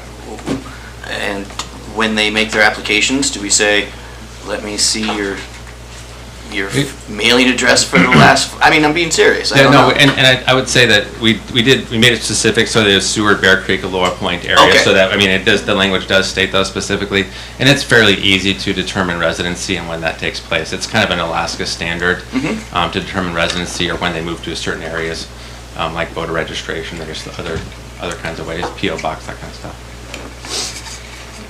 Yes, thank you. While we have you here, what was the requirement previous for residents? Was it only like a month or something? You just need to be a resident at the time of application, which Okay, means you 'cause- could have just moved here and then applied right away. Right, because that's what happened to me. I moved back after so many years and got right on, and it was about a month, yeah. So this is being more particular about. Yeah. Yes. But you would then qualify because you had previously lived more than a year in the area. You were just moving back and could come back in because, so you'd be familiar that way. That would qualify, even after all those years, wow. Okay, Yeah, yeah, I you get it, decide. I know. But this is the new language. Yes, Councilmember Wells. Yes, thank you. On that note, and I guess I have another question. To play the devil's advocate, if you will. If a person, so we have, it clearly states in here that we have an issue with attendance, correct? We have an issue with attendance. And I like the fact that you have to be a year-round resident instead of a snowbird. I like that part. But I'm not so sure that I'm sold on the idea. I mean, I understand the justification that you should have lived within the area for a year to kind of understand how it works. But hypothetically, what if you came from an exact same position in a different state and you know what you're doing and you're going to be here? Right? So my question is what's more important? That they've lived here for a year or that their attendance is impeccable? I think that they're both actually equally important, and you could be from like not trying to throw Anchorage under the bus, but someone who comes from Anchorage, who maybe has been in planning and zoning, coming down here, I think if you're making plans, because you are in control of the guiding documents of like the community land plan and the comp plan and these things, I think you need to understand Seward. You need to understand the culture, the people, at least to a certain degree of what goes on here. Even if you may be kind of an expert in the field, so to say, I still think you need to come here and do some learning. So. One last thing. Okay, go Thank ahead. you. And obviously I believe that same thing, but the reason why I asked is so that everybody, whoever sees this meeting, can understand why we're doing it that way. So thank you for giving such a clear examples. Thank you. Okay, other discussion? I personally like this. I think it gives a lot more importance to the planning and zoning commissioners. You know, it's not just you can whip into town and be on and then take off for the winter. You know, this is giving it the gravitas it needs. I'm pretty happy with it personally. Just other comments, questions, anything? We ready to vote? Madam Clerk, I guess we're ready to vote. Voting on the enactment of ordinance 2023-006. Barnwell, Yes. Wells, Yes. Finch, Yes. Osenga, Yes. Calhoun, Yes. Mayor McClure. Yes. That ordinance has been enacted. Okay, thank you. So now, we're at the second public hearing for the evening. It's a resolution, Resolution 2023-029. And when you're ready, Madam Clerk, could you please, it's a lot, could you please read that? Resolution 2023-029 is determining it to be in the public interest and necessary to proceed with the proposed improvement district for and benefiting lots 17, 18, 19, 20, 21, CR, CQ1, CQ2, CD, CF1, CF2, CG2, CP2, CG1, CP1, CO, CH, AX, AY, AZ, BA, BC1, BC2, BD1, BD2, BE1, and BE2 of the Forest Acres subdivision for an amount not to exceed $3,900,611. Okay, thank you. And this will be on page 238.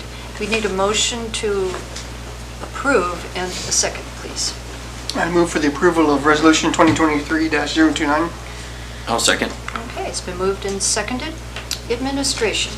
Thank you, Madam Mayor. I'll start, and then the Assistant City Manager will take it from there. The Sewer Code is Chapter 5.20 speaks to how an assessment district is formed, and the process by which it can happen. One being an initiative of petition from citizens, and that is what has occurred. We received a petition by citizens of the area, and that puts the rest of the language into motion, meaning we have to continue with the overall process and bring it forward to you. I'm going to stop there, and then we'll pick up with then the rest of the process when we start receiving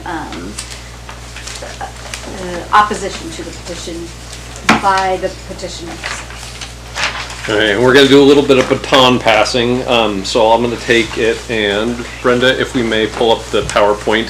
Typically, we do not do a PowerPoint when we're talking about resolutions, but the city, you'd have to go back quite a few years to look at a similar improvement district, and so we wanted to take this opportunity to talk to the community and to council about how these projects work, because as the city manager indicated, code pretty specifically lines out the process.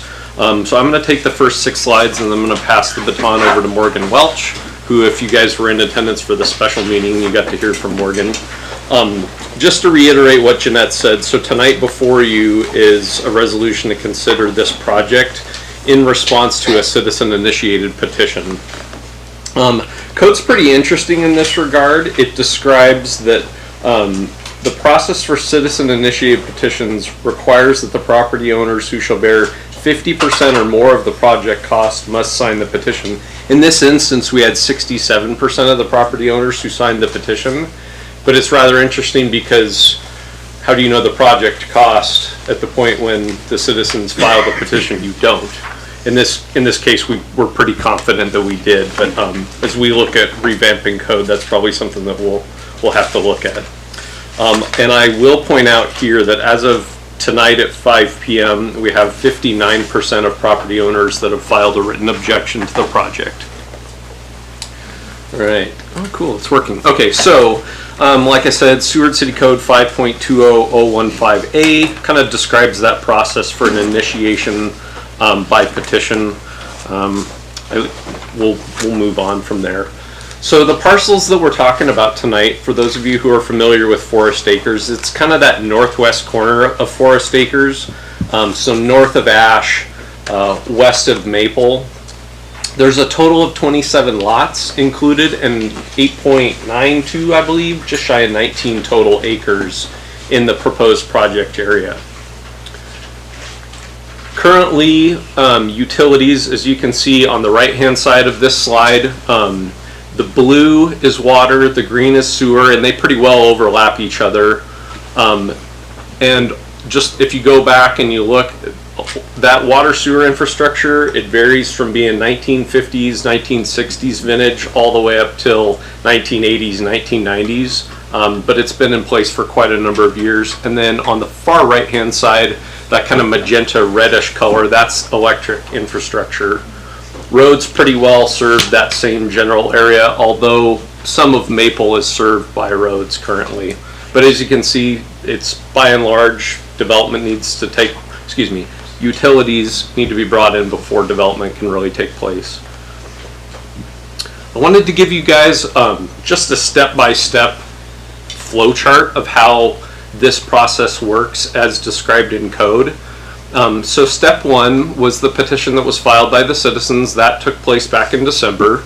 The second step is what code describes as the report on the necessity. And for that report, code actually says a survey and report shall take place. And for that instance, we leaned on R&M Engineering, and Morgan Welch and Don Porter helped us out. And as I pass the baton over to Morgan, he'll talk about the feasibility study, which is included in your packet as well. Tonight, we're fulfilling step 3 with the public hearing, and then after we're done presenting and talking about it, the City Council will vote on the resolution to proceed.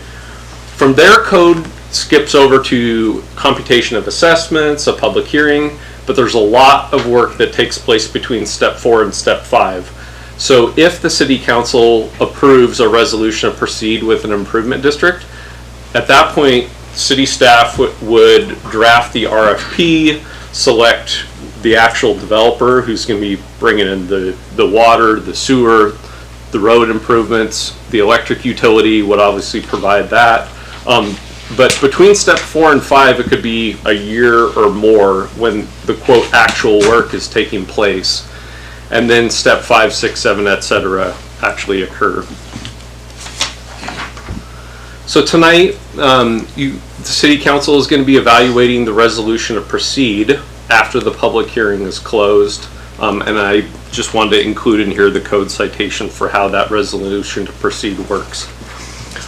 At that point, one thing I didn't include in the PowerPoint that I just kind of want to draw the public and council's awareness to is that 520025 talks about the hearing on the necessity. And I didn't include this point in the PowerPoint because up until 5 o'clock, property owners had the ability to file a written protest. And I'll just read for you what code says. It says that if protests in writing are made by the owners of property who shall bear 50% or more of the estimated cost of the improvement, the council shall not proceed with the improvement until the protests have been reduced to less than 50%. And I'll leave it there. And like I said, as of right now, we've got 59% of property owners who shall bear the cost who filed a written objection. All right, next one, last slide before I pass the the clicker over to Morgan is to talk about the plat. I've talked to a lot of property owners over the last couple weeks, specifically on this topic, and there's more information on this point in your packet. There's actually 2 plats that cover the parcels within the project scope. And I think if you look at page 283 in your packet, the parcels that are on the 2006 plat are in green, and the parcels on the 1953 plat are in kind of that salmon orange kind of color. So it's pretty interesting. There's 19 parcels on the 2006 plat, and note number 4 on the plat specifically states that the parcels must connect to city utilities before development can take place. Of the 8 remaining parcels, and those 2006 plat parcels are all pretty well on Cottonwood. Of the remaining 8, if you only did a reduced scope project to serve the parcels that have a specific deed restriction, of the remaining 8, 4 of them would now be within 200 feet of development, and then would be subsequently required by code to hook into city utilities as well. And I just wanted to bring that up because it's been pretty much every property owner I've talked to, that's been kind of a point of conversation that we've talked about. So I think I'm going to pass it over to Morgan, and he's going to get into some of the more technical details. Yeah. Thank you, Stephen. My name is Morgan Welch with R&M Consultants. Thank you guys for letting us speak twice today.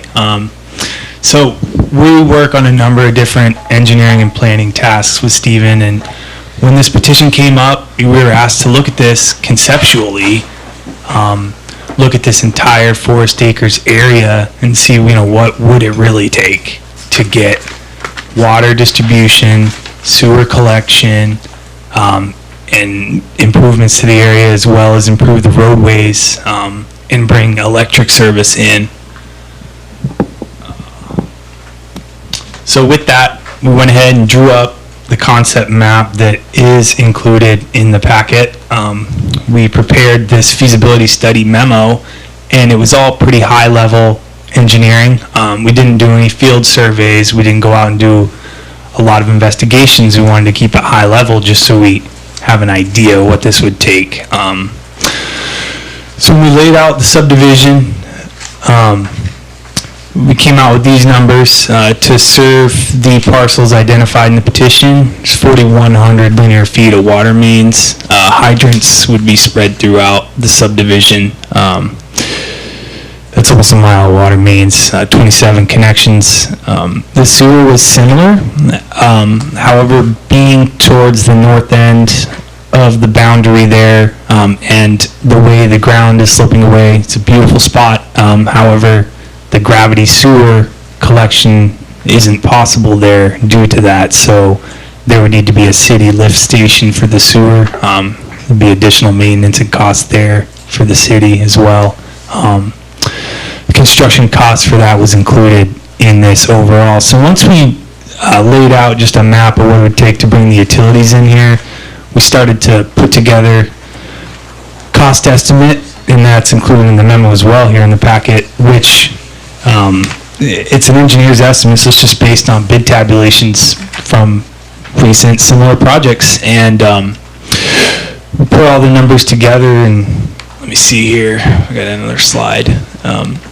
When we added all those numbers together, we broke them out into the different type of improvements they were.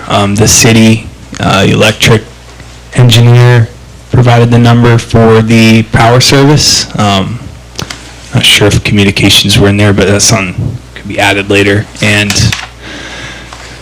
the number to build this project using tabulation we have, just the data available on hand, and with all the data we had available from GIS sources and some of the record drawings from the city.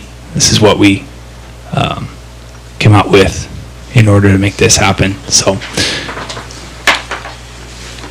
And if I may, real quick, sorry, Morgan, and this question's come up again a lot, is what we have is an engineer's estimate. We don't have bids. we wouldn't get bids until we drafted the RFP, until we submitted it and we selected a contractor. And so, again, it's an engineer's estimate, and Morgan can probably speak to R&M's methodology, but we wanted to put a realistic number in front of the public, not could it be less? Absolutely. It could come back, we could get bids, instead of 3.9 million, it could come back at 3. But we wanted a conservative, realistic number so that people weren't surprised by that. And I just want to highlight, we don't have bids at this point, so. Right, we're an engineering firm, we're operating as the city's representative here, and so we're trying to be really very conservative with these numbers to ensure, we get adequate, you get a really strong estimate for it. We're in no position to bid on it or, build or anything. It's an engineer's estimate is conservative and it averages several sources, so.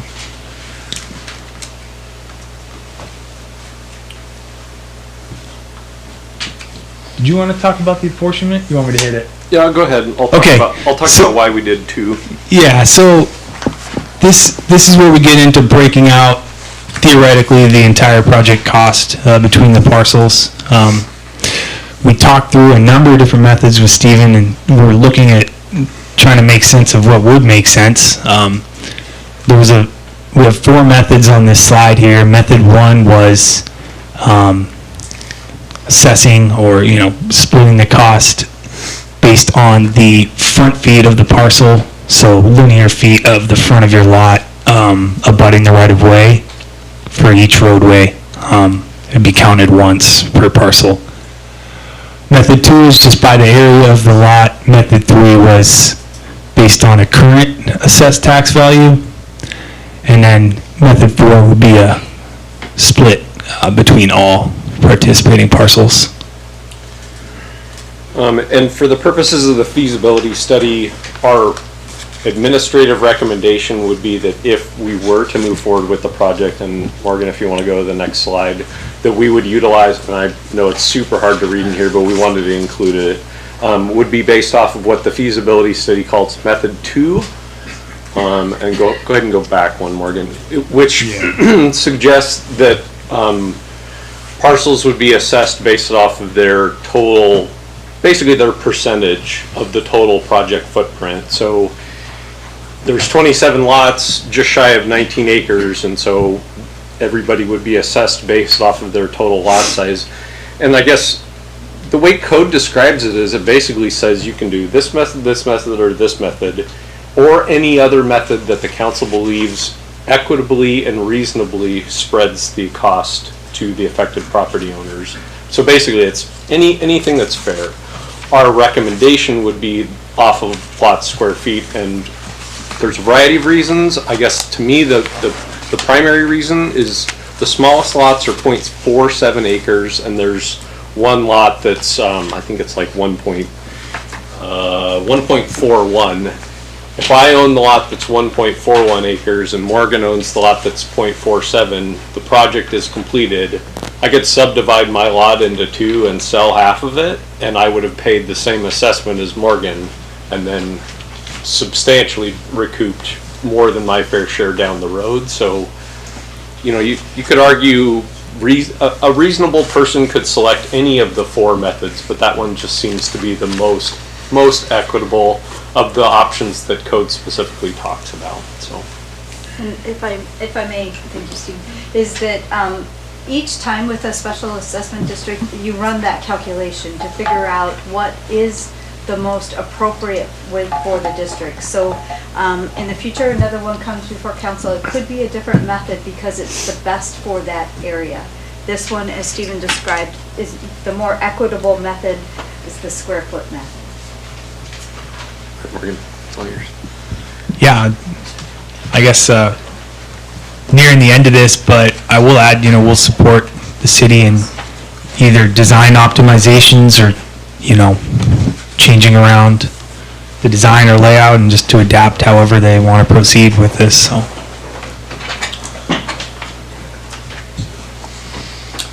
All right. Well, I guess we'll take any questions that the council might have.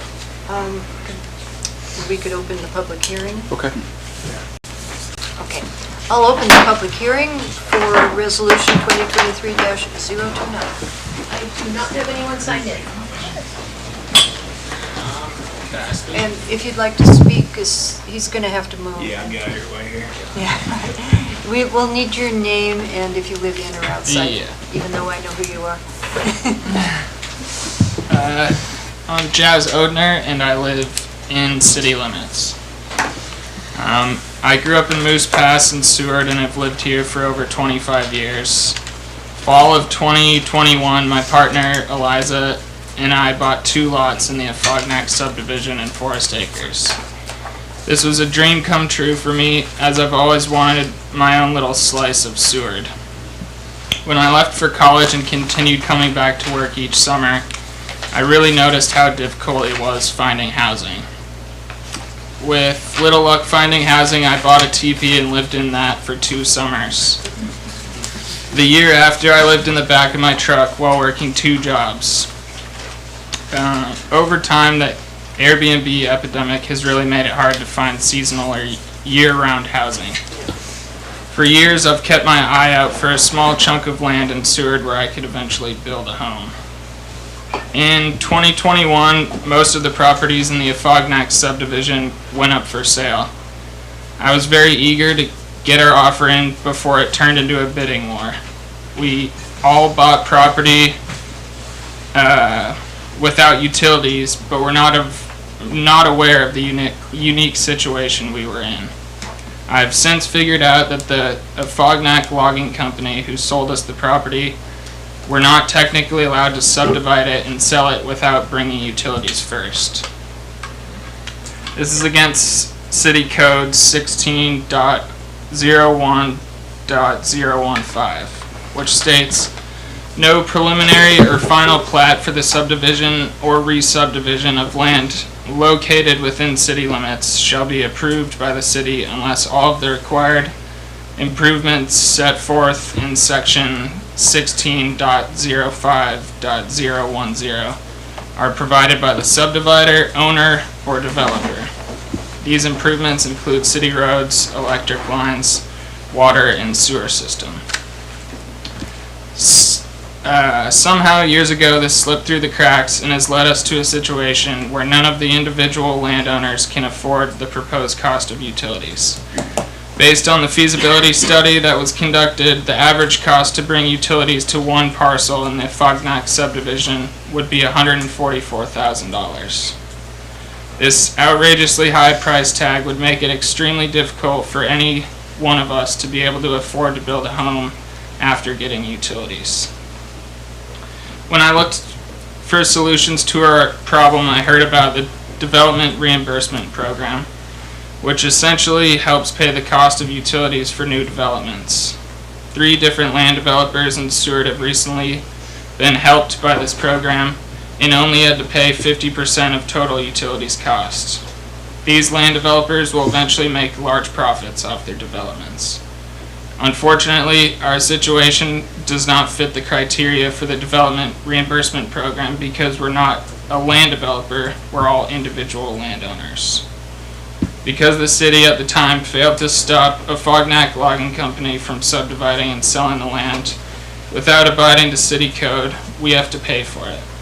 I don't think this is right, and I think the city should help pay for utilities. The group of landowners will help create more housing in Seward and will become new customers paying for utilities.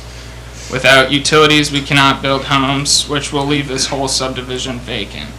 We need more homes for locals, and we need our city and city council to be proactive in finding fair solutions to past mistakes. Thank you. Thank you, Jess. Did you want to speak? Yeah. Yes, Go ahead. please. Yeah, go ahead. Same deal, we just need your name and if you're inside or outside the city. And I didn't mention there's a 5-minute limit on these. I think it's probably being timed, but I'm watching it. I was supposed to mention that. Thank you. And thank you, Mayor and Vice Mayor and City Council for allowing me to speak. My name is Molly Ledford and I'm inside city limits. Since falling in love with Seward, I am the first-time landowner of Lot BA, or 2608 Oak Street, in the Forest Acres subdivision. I'm here to represent myself and many of my neighbors and friends to publicly oppose Resolution 2023-029. I understand this is a complex issue, and while my neighbor and friend Jazz did a great job of explaining some things to you, I will also just echo some of the things that he said in my own words in order to better ask for your help in this situation. So, in December 22, my neighbors and I sent in a petition for utilities expansion. I sincerely thank the City of Seward for promptly providing the feasibility study, and I found it to be very professional and thorough, so thank you guys. However, without subsidization from the local, state, or federal level, I cannot personally afford the prices listed in the feasibility study. I understand that our project is on the priority list of the City Council in regards to funding the expansion of housing in Seward. I'm eager to build and establish more long-term housing in the City of Seward and become a part of the community, but I simply cannot foot the bill for the public infrastructure on top of the prices of building my home. I would like to work with the city to come to a resolution that includes subsidization from the government paired with the amortization over 20 years on our property taxes. It has also come to my attention that a Fognac logging company, who we purchased the parcels from, unlawfully subdivided the land without bringing utilities as per city code, and that this was an oversight by the city that is now affecting all of us individual landowners, as we are expected to provide funding to create this public infrastructure. We are not permitted to build unless we bring utilities, and utilities are estimated to cost around $4 million, which is hard for individual landowners without deep pockets, and essentially leaves us at a standstill. It also makes it hard to sell our properties if we wanted to, as the prices of utilities are now known to the public. I also understand there is something called the Developer Reimbursement Program that has allowed for 50% of utilities to be subsidized by the government for single developers, and that we, as individual landowners, do not qualify for these funds. I wonder, is it possible that we create an owners association of our own so that we can also qualify for these funds? If not, I would like to look into the feasibility of something called a Congressional Directive Spending Requests, or earmarks, which, according to Stephen Soul, who, by the way, has been incredibly helpful to answer all of our questions, seems like the best way to get subsidization funding for this project at this stage. I understand that this will take time, but unless we can find additional funding, the overwhelming majority of the property owners that we will have our hands tied, as we cannot afford to build with this resolution. The land will stay undeveloped, and we will not be able to contribute to helping Seward out of this housing crisis and become the next generation of Seward residents. I'm passionate about building a life here in Seward, and I'm looking forward to making this Oak Street my home. Surely the City Council is empathetic to our situation and can see that while we are all eager to create a neighborhood, we need help, as we are not big developers with deep pockets, such as the ones that have received funding in the past from the city. I appreciate the prompt response to our petition to utilities. However, I oppose this resolution, but I would be willing to support it if there was subsidization by the government and paired with amortization over 20 years. Thank you for your consideration. Thank you. Anyone else wishing to speak? Come on, you want to come first? Are you, okay, wait till she's done.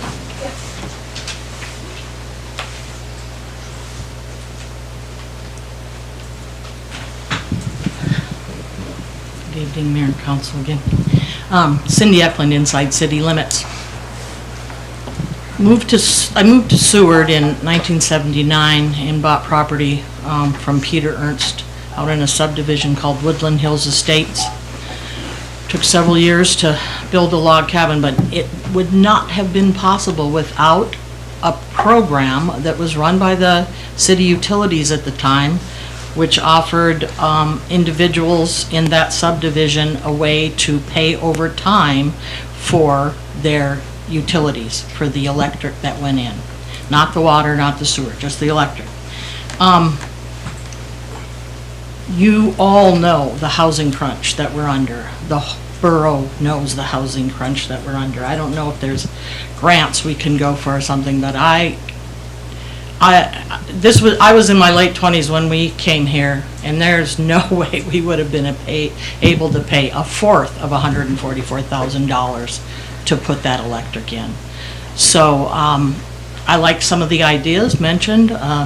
If the HOA or something could be designed and then built around it, but I would caution you on passing this resolution and take it back to discussion on how it can be done and affordable so that we can get additional housing and we can help residents that are here be able to stay.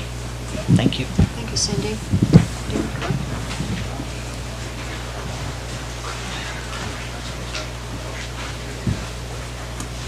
Hi, everyone. My name is Jenny Grischuk, which is Grischuk. And I live outside of city limits, and I am the owner of CQ1, which is inside city limits and part of this resolution. Yeah, and first of all, I would like to thank everyone who's worked on this. I know I'm really excited about owning property in city limits and really appreciate all the work that has gone into the assessment and the engineering plans. And I know the petition that we submitted set certain wheels in motion, which brought the resolution here today to City Council. I'm asking that you vote no today on this resolution so that we can press pause on the project. We need more time to come up with creative solutions to help subsidize the cost of this project. It's a very expensive project, and I know that for me as a landowner, it will seriously impact my ability to develop my lot if this resolution is passed. The city has helped subsidize these types of projects in the past, and I believe that if we have more time, we can come up with some more creative solutions together to help share the burden of this cost. Thank you. Thank you. Is there anyone else wishing to speak?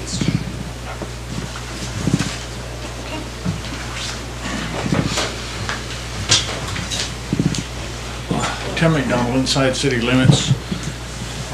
I don't have a bone in this thing, but I just wanted to point out the fact that most of these people didn't even, 3,900,000 divided by 27 is apparently $141,000. Most of them didn't even pay that much for the lot. It's completely out of proportion. You don't pay more for your utilities in your street than you do for the lot, or your portion of it.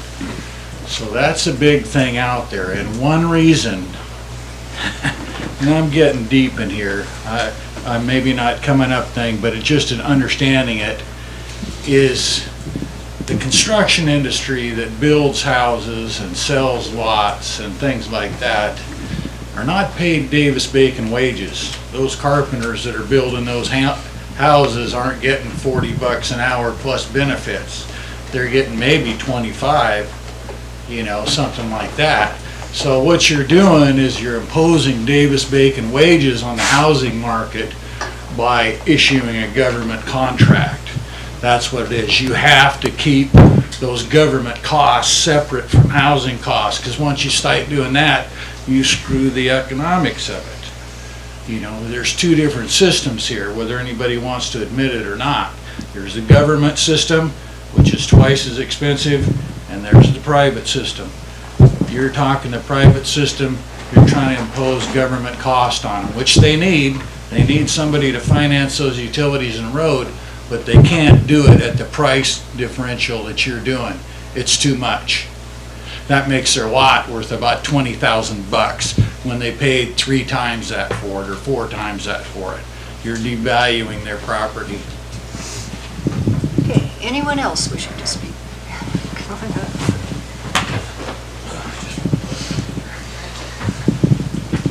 Bruce Jaffa, outside the city limits. Property and development are one of my favorite topics. I think we all came to Alaska. Some of us didn't have to come very far, but wanted to build a little dream of our own. I want you to realize what you have just listened to the future of our city very eloquently explain a problem that they're facing that they didn't make. They bought an affordable piece of property that they thought was developable, buildable. It turns out that there are restrictions and problems that they didn't expect. On the one hand, a builder can develop a large piece of property and enjoy a subsidy, essentially, some assistance in programs that are not available to these folks. It doesn't seem fair. It doesn't seem fair that someone can make money by using a city program properly designed to help development, and those people who are actually here can't get the same kind of benefit. The costs are outrageous, and quite frankly, I can't quite follow my friend Tim's discussions about Davis-Bacon wages. Very, very few house builders pay Davis-Bacon wages, but besides that, even if they build it themselves, Jazz is a competent, he could probably build his own house. I assume he'd have his hands in it. But the utilities that they need, I think the city of Seward could extend those facilities. And in some locations, you don't pay for a utility that runs past your house until you tie into it. And sometimes people disagree with that. Gas lines out in Matsu, in Palmer, ran past people's houses that refused to pay for it. They didn't want to pay for it until they tied into it. Eventually they got wise and said, hey, this is a good form of energy, but they paid for it when they wanted it, not at this point in the career. But I think there should be a level field here, and what's good for the goose is good for the gander. Anyone else? Okay, I'm going to close the public hearing and bring it back to council. Does administration want to say anything at this point, or shall we discuss? As was stated, this is on our legislative priorities. This project is on our legislative priorities. So far, we haven't received any funding for it, but that doesn't mean that we can't continue on. Someone spoke about the CDS process. That's actually closed for this year, but it will reopen again in the fall. So that could be a project that would could go on that. Anything like that? A couple other things. So this specific project, Doug, Jason, Norm, myself attended the Lisa Murkowski Grant Symposium 2. And at that time, we brought our legislative priorities guide with us, and we talked to the folks at DEC about this specific project and highlighted to them how the current restrictions in the way that the bipartisan infrastructure law is being rolled out aren't meeting the needs in our community, specifically the two state revolving funds, the clean water and the drinking water state revolving funds, don't work for the real needs in our community.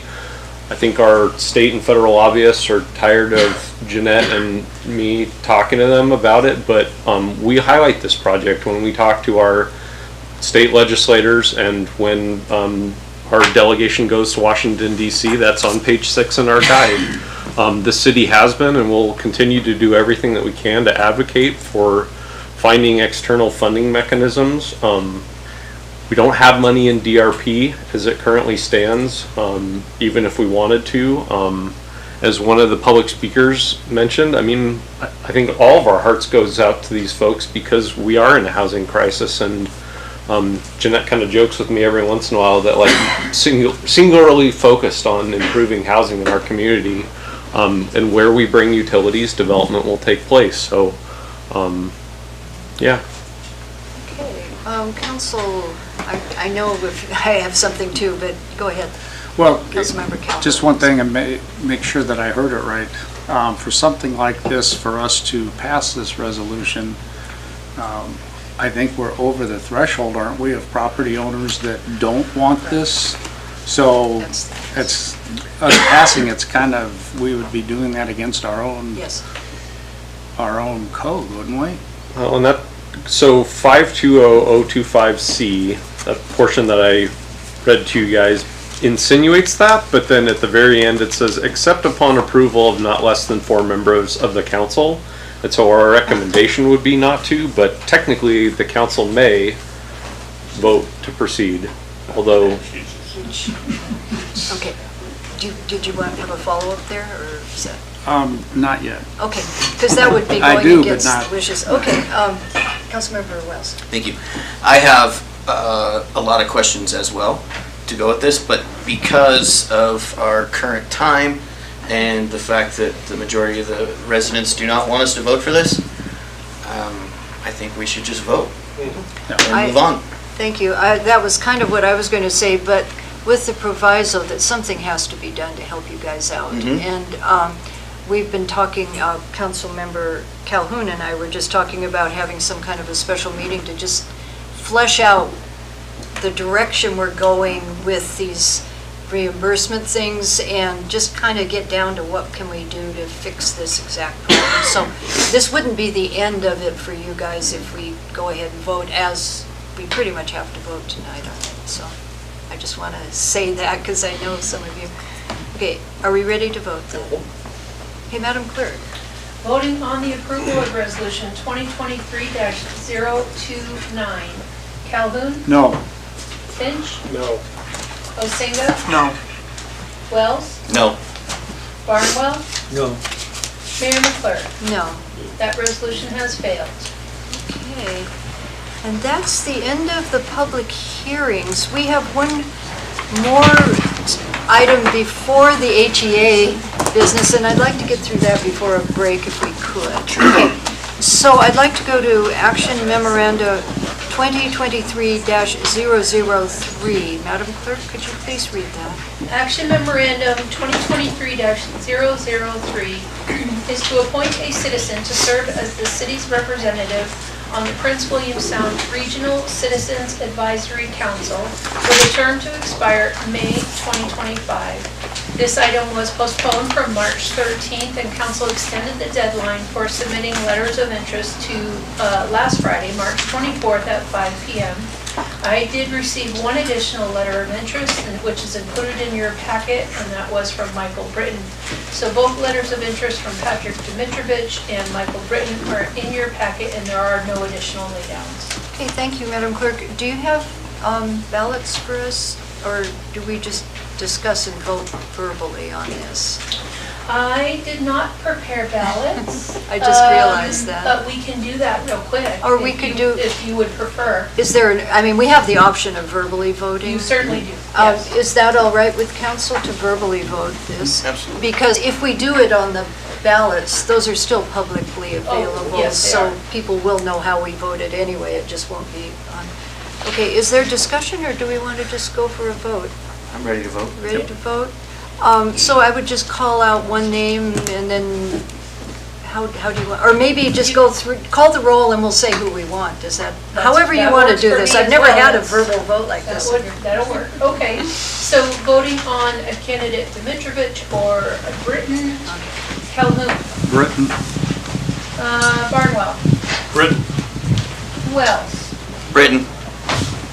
Finch, Britain. Osenga, Britain. Mayor McClure. Britain. Okay. Well, that was Unanimous easy. consent. If that's acceptable to council, we'll take that as unanimous consent. Okay. Thank you. Thank you. Now, I need to ask council, do we need a break or shall we plow on? Little break? I can keep going. We're okay? Okay, let's continue then. We'll get through one more thing before we need a break. This would be in new business resolutions.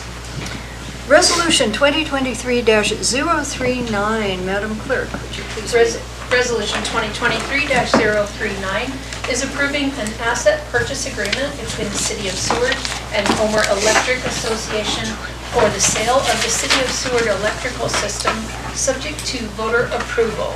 And this appears on page 320. I'd need a motion to approve in a second, please. I'll move for the approval of Resolution 2023-039. I'll second. Okay, it's been moved and seconded. Administration, how do we want to do this? Thank you, Madam Mayor. The agenda has a slide presentation, and then we will have further information. I'm sorry. Thank you. Good evening. Nice to be here. I'm going to just take a second. Behind me is the newest member of our law firm, Cody George, who I'd like to introduce to the council. Cody's a graduate of the University of Alabama School of Law, so he's somewhat depressed about the basketball results last weekend. We worked it out on the way down, so I'm going to get into this, but I want to say at the beginning that I'm not here to advocate for a yes or no vote on this resolution. I'm simply presenting information so that the council can make its own decision. And I guess that goes for the public as well. I'm certainly not here suggesting that members of the public vote one way or another in the upcoming election. This is why we're having an election. It's in the city charter. If you're going to sell a utility business, it requires approval of 3/5 of the people that are voting on it, which would be city residents. And the reason we have this very lengty agreement, and we've come to this point in the process, is because early on, the administration, together with myself, decided that it would be better if the people that went into the polling places kind of already knew or had the opportunity to know all of the details of the transaction, so that they weren't simply voting to approve the utility without really knowing how much money it would bring in and what the terms of the deal are.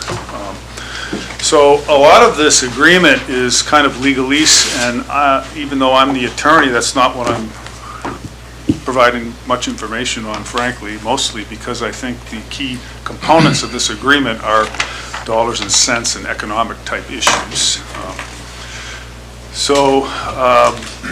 There are a number of components of what the city will receive when the utility, or if the voters approve the sale of the utility. And these are broken down in section 205 of the agreement. There's an initial payment due at closing, and it's stated as a lump sum in the agreement at $25,250,000, but we'll see in a little bit that that doesn't necessarily mean that there's going to be a check written in that amount at closing, or that Seward will be able to put that much money in the bank at closing. Now, one reason that's not a fixed number is because the agreement requires adjustments. And the reason it requires adjustments is because that initial figure is based on valuation of a utility that's date specific.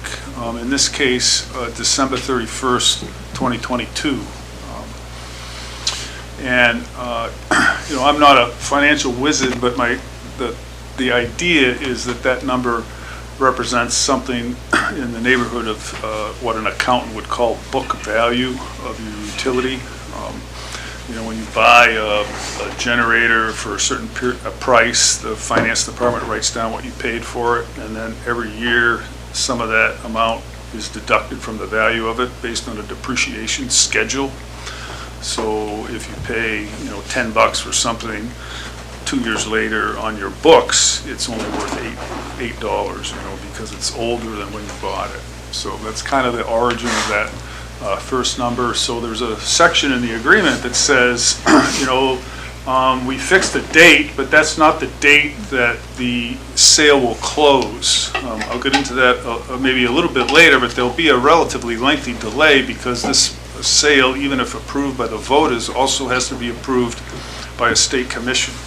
That process can take up to a year. So in between when we've talked about how much Seward will receive and the date of closing, there's going to be a lot happening with your utility. They're going to be buying things are going to be getting older, there might be new obligations that come in and things like that. So that number isn't necessarily fixed. There's a mechanism to adjust for it. The idea is it remains equivalent to the concept that I just discussed of book value, but book value is not a static number. A couple of details of the adjustments, though,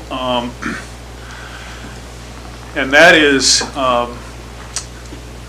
employee benefits, longevity bonus, accrued vacation. These are things that HEA, if this sale is approved, will take on as obligations, because they're also promising to hire anyone that wants to come work for them, that works for our utility now, will have the ability to work for HEA. If they do, they will transport with them accrued vacation time, and HEA will honor that even though it was earned while it was a Seward employee. So that becomes a deduction from what Seward gets for the utility, because it's a liability that HEA is taking on.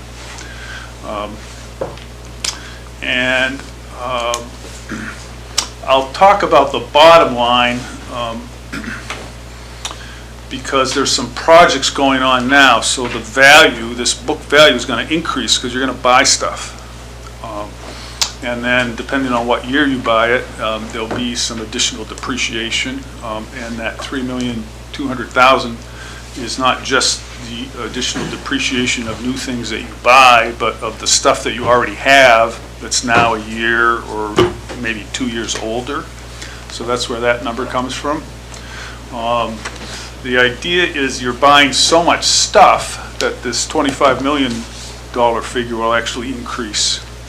This is an estimate, but should go up. And it's not like you're making money. I mean, you're just getting back the money that you spent. All right, this slide is going to set out sort of where this money goes. There's 2 bonds. They have to be paid off. They get paid off at closing. There's a provision in this agreement for HEA and the city to set up an escrow account and put in 10% of the initial payment into the escrow account. That's supposed to stay there for a year. It earns interest while it's there, but it's not money that you're going to have in your pocket at closing. A couple of other significant liabilities that will have to be paid at closing. Union pension, IBEW. It's a little bit like the accrued vacation. It's some kind of, there's a liability that's assumed has been accumulated by Seward by years of service while folks were your employees. They're going to become HEA employees. We're required, this number is fixed. It's already been set by the union. The second number is PERS. There's a couple PERS employees. PERS is a process that you go through. It's similar. We don't have a number. This is an estimate. We don't have that number because it costs money to get the number. IBEW would give you the number for free. The state charges you as much as $5,000 to get the number. And we decided we shouldn't spend that money until after we knew if the voters had approved the sale. Add all these things up, and there's a significant deduct from this $25 million in cash. But that's not the only payment you're going to get. If this deal's approved, there's an additional $11 million paid at 1.1 per year for 10 years. This is sort of, could be called a premium above book value. And so but you don't get that money at closing. It's just something you get every year. Did I just go backwards? You did. Okay, here's one other item that's in the deal.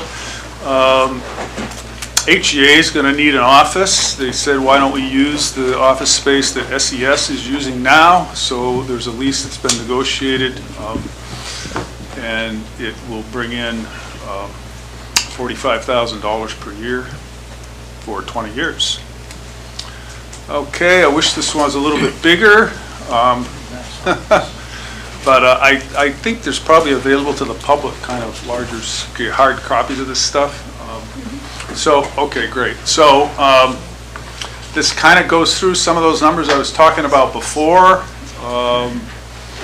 There's a couple other things I'll just mention. Seward, obviously, the utility operates with some cash reserves. Those are being kept. They're not being transferred to HEA, so that money is going to be available. There'll be some accounts receivable that will be that will come to Seward after the closing. There's these obligations we talked about before, and so you kind of come back and you think that there could be as much as a net of $25 million. There's an ordinance that got introduced tonight that would establish a trust fund. The idea is that the net money from the sale would go into that trust fund, and then the earnings from that trust fund would be available to be deposited into the general fund on an annual basis as part of a budgetary process by the council. Obviously, whether that whole thing gets created depends on whether the sale's approved, but the idea of having the ordinance up front is so that the voters would know that this was not just people talking, that there was actually an actual plan that had been implemented as to what was going to happen with the proceeds. That's the trust fund. The additional deferred payments, the idea there is they're replacing an annual payment in lieu of tax that gets made by the utility now. So there's a cushion there For the 10 years, that money will go into the general fund. And the office rent would go into the general fund. This earnings from the trust fund, that's again, an estimate based on a 4% return. Some years that probably would be overly optimistic. Some years it might be, there could be more than a 4% return on it. Kind of depends on what you invested in, how it performs, and that type of thing. Then the final thing here, and this is something new, this has been a evolving process. So when I chatted with you folks in executive session a couple of weeks ago, this yard lease was not part of the deal. So I'll get into that with a slide Yeah, here. and Brooks, if I could make one point on the slide before, just for the public's sake. In 2021, the contribution to the general fund from the electric was around 2.1 million. The general fund contribution is not something that is guaranteed to be made each year. If that money is needed to invest back into the electric utility, then it would need to be used in that way. So while what we did in 2021 was 2.1 million, if, as we move into the future, if it doesn't sell, we'll be investing a lot more money, I would hope, in the electric utility. And so that 2.1 million we contributed in 2021 would be, I would say, much less. If I could also comment on that as well. When we went through the bond process for the $10 million bond, the bond was approved with the caveat that if it became that the electric utility could not make that bond payment, the transfer would cease so that the bond payment could be made. So in other words, no funding to the general fund. That was part of the process for the bond approval.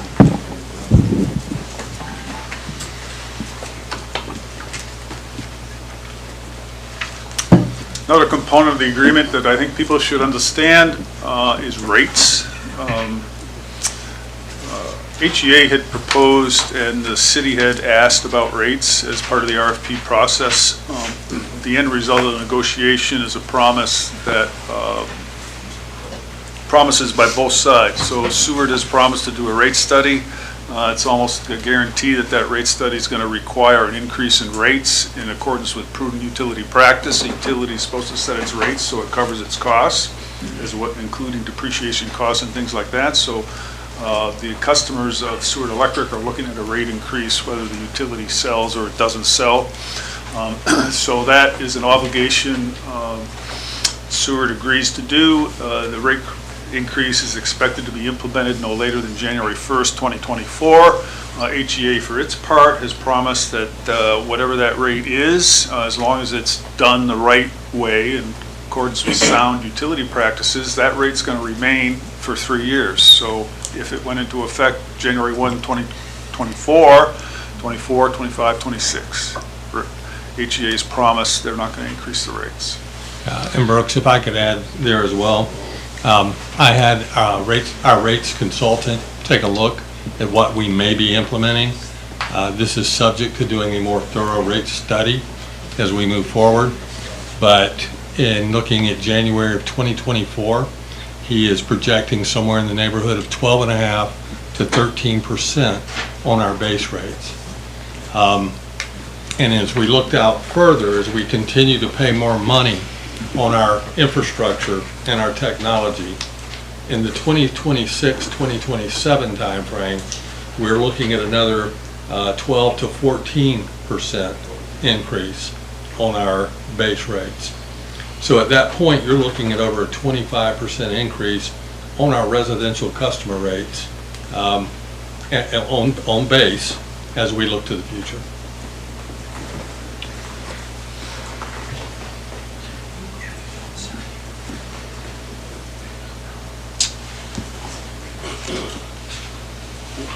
HEA's agreed to expand its board to 10 members. This is subject to approval of HEA members. That's how they amend their bylaws. Their members have to approve them. There's actually an exhibit to the asset purchase agreement that sets out what the language of that amendment will be. There's a promise it will get presented to the members within 120 days of closing, maybe even earlier than that.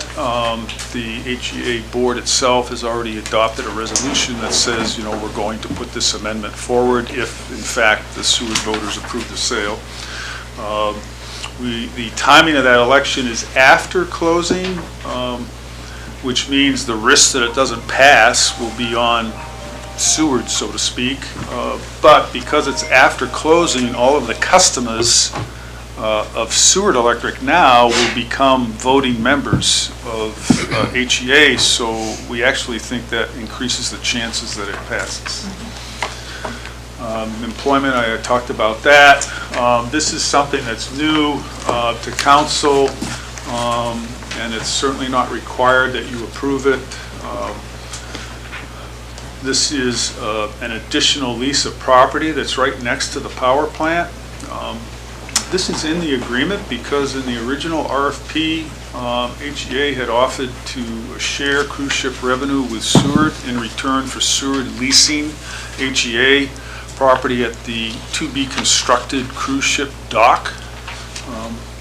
But of course, Seward does not own the to-be-constructed cruise ship dock, so we certainly can't lease them that property in return for a portion of cruise ship revenue. So folks looked around and said, well, is there something else we could lease in exchange for a portion of cruise ship revenues? And this is the property that was determined would meet both the HEA needs and was reasonably available. It's about a 2-acre parcel right next to the powerhouse. The rent is, so this is a 20-year lease. The first 15 years, the rent is 8% of the revenues at the cruise ship dock. And, that also is an estimate. I mean, there's no guarantee how many cruise ships or, that type of thing, or how much electricity they'll use or anything else like that. I think there is an estimate from, yeah, which is...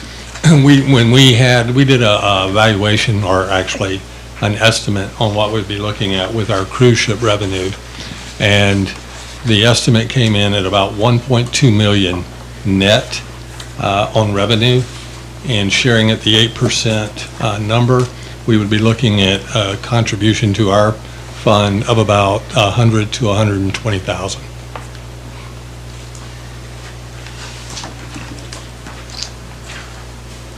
Then a second component, this is also new to council.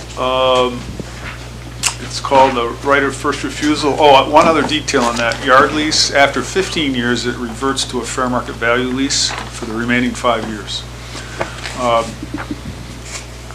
Another chunk of property in the area, there's a promise to give HEA a right of first refusal on it. What does that mean? It means if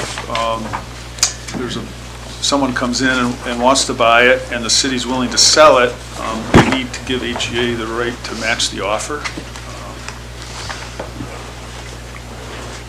And the property is kind of adjacent to the yard lease, so the term that this stays viable matches the yard lease. This doesn't prevent Seward from saying we don't want to sell it. I mean, some private person could come up and say, hey, I want to buy this property. You go, well, I'd rather use it for some public purpose, so this does not require you to sell it. This slide shows where we're talking about the conveyed parcel. That's what we're deeding over to them. That's where the powerhouse is. Right to the right of it on this display, leased parcel, that's where the yard lease is. And then the Rofer parcel, I think it's like down to the right-hand corner and over. Is that right, Rob? What is that? I'm sorry. The right of first refusal parcel? Is on the, yes, on the right-hand side. Yeah. Correct. That's kind of the summary. This is a timeline. The only other thing I want folks to understand is this RCA process I talked about and what that's all about. Homer is a regulated utility. It's a monopoly. You know, when a utility comes in, they're a monopoly. So the state has a system where they've created a body. It's got commissioners. It's got staff. They look at things to determine whether this monopoly utility is going to be allowed to charge a specific rate to its customers. The standard is it's supposed to be a fair, just, and reasonable rate. I think those are the magic words. And there's a lot of work that goes into figuring out if that's true or not. One of the things that they figure out is this utility paying an appropriate amount to acquire the assets of sewer electric? Or are the HEA ratepayers going to get unfairly have their rates increased because Homer Electric paid too much, you know? So the process takes between, I mean, maybe it would take less than a year, but it's probably realistic to say that's going to take a year. Because we've done all this work ahead of time, if the voters approve this, it should get into RCA relatively quickly. That'll be different than Anchorage and the MLP and Chugach deal, which took a year and a half after the vote before it even got submitted to RCA. The RCA can decide, they can put conditions on it or say we're not approving this or we're not approving that. That could cause this deal to crater. HEA has the right to back out. Seward has the right to terminate the agreement if the RCA says, you know, that rate freeze, we're not going to approve that rate freeze. That's not a correct thing for you to do. It's not fair to your customers, your other customers, you know, out there, because somehow it impacts them. If that happens, Seward can say, well, you know, that was part of the deal. We're not closing. So there'll be a little bit of uncertainty as we go through this RCA process as to, you know, whether it will or will not impact closing. Assuming they approve, there's then 60 days. We need 60 days to get everything lined up and to pay off the bonds. There's things that have to be done. You have to get a very exact number. You have to have an exact closing date. And there's a lot of people with, you know, eye shades that figure out stuff, and it takes them a while to do it. Then the bylaw amendment, a year after that, there's a release of this holdback. Now, the holdback is a lot of money. That's, you know, a couple million. It'll be earning interest. You know, why do we have that in an agreement like this? And you do it because HEA is nervous that there might be stuff that we don't know about, or maybe this piece of equipment that we thought was perfectly good working order, it turns out, you know, you guys didn't tell us there was something wrong with it. The real risk, in my mind, you know, as an attorney that's done a few of these transactions, is that there'll be some unknown environmental defect that'll have to be remedied at a fairly significant cost. HEA did a fairly detailed environmental assessment. In fact, there's one piece of property they decided not to buy because it's contaminated. So, you know, I don't think that's a huge risk, but it is a risk. And there's other things, you know, sort of unknown surprises that could come up, and that's why there's a holdback. So I think I'm at the end. Yeah, if I could jump in real quick, Brooks. Going into this process, we had a third party do evaluation of what our utilities were. And both Homer and Chugach came in with offers, and all three of those valuations were together. So the offers that were made based on the valuation that we received are all aligned. So you know, we feel very good about the offers that came in. So now I know I told that there's those two things that are new to you, and I want you to be comfortable with the fact that this is not an all or nothing vote on. You know, if you do not like either of those, there's a way to frame a motion, you know, to take them out. And HEA was made aware that these hadn't necessarily been passed muster with the city administration and council. So that's what I have for you. Okay, thank you for that. I don't have anything to add. I imagine you will have questions, and then I'm sure we'll expand from there into the discussion. Okay, I'll start with Councilmember Finch. Rob, just for the record, you're saying that 12.5 and 24% rate increase, is that if we stay with sewer and electric? We have to do a rate increase this coming year. So our first increase would be 12.5 to 13%. We would implement that either in the fourth quarter of this calendar year, no later than January of 2024. And then a follow-up increase, if it does not sell, would come in the 2026-2027 timeframe. And right now, we're looking at somewhere in the neighborhood of 12 to 14% on that increase as well. So already you're in the neighborhood of 24, 25, 26% based on where those numbers come in. But if we sell Homer Electric, would that still be happening? I can't speak for Homer and what they do in the future. What I can speak to is when we proceed with a rate increase, say in January of '24, from that point, there would be a 3-year freeze on rates before Homer would even look at doing anything. And one other question, selling the Homer Electric, would that get rid of the summer rate increase that Seward has right now? I don't know that we know the answer to that right now. I think Homer, in brief conversations I've had, would look at those rates and maybe keep them. I'm just not sure. We have Homer people here. I don't know if it's appropriate to have them address that question. Yeah. We'll hold on that for a minute. Other questions from council? Go ahead, Councilmember Calhoun. I know you're aching to do it. No, I just, some clarifications more than anything. I'd like a little more clarification on where we came up with the 3.2 million depreciation number. Is that something we could just get a little more clarification on? Because that's something that's been asked of me a number of times since this information came out. Madam Mayor, MC, are you on? Yeah, I'm here. Okay, could you speak to that, please? Yeah, absolutely. So what that number is based on, a lot of your valuation is your capital assets, your infrastructure, and that's a lot of what they looked at to kind of get your base asset value, and that initial $25 million payment. Annually, the electric fund sees about $1.5 to $1.6 million of additional depreciation. So even with the new assets coming on board in 2023, what that 3.2 million is just, it's estimated for the 2022 and 2023 depreciation on those assets. So with the additional 15 million coming on board of assets being added, but the assets that are already in place as well as those new assets being added are going to depreciate on the books by about that 3.2 million. So that's really where that number comes from.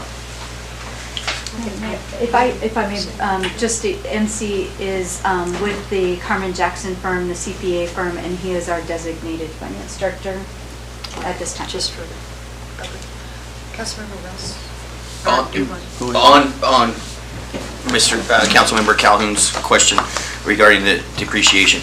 So MC, if I am understanding what you're saying, if City of Seward does not sell the utility, of course, standard business practices, we would still be accruing that depreciation, correct?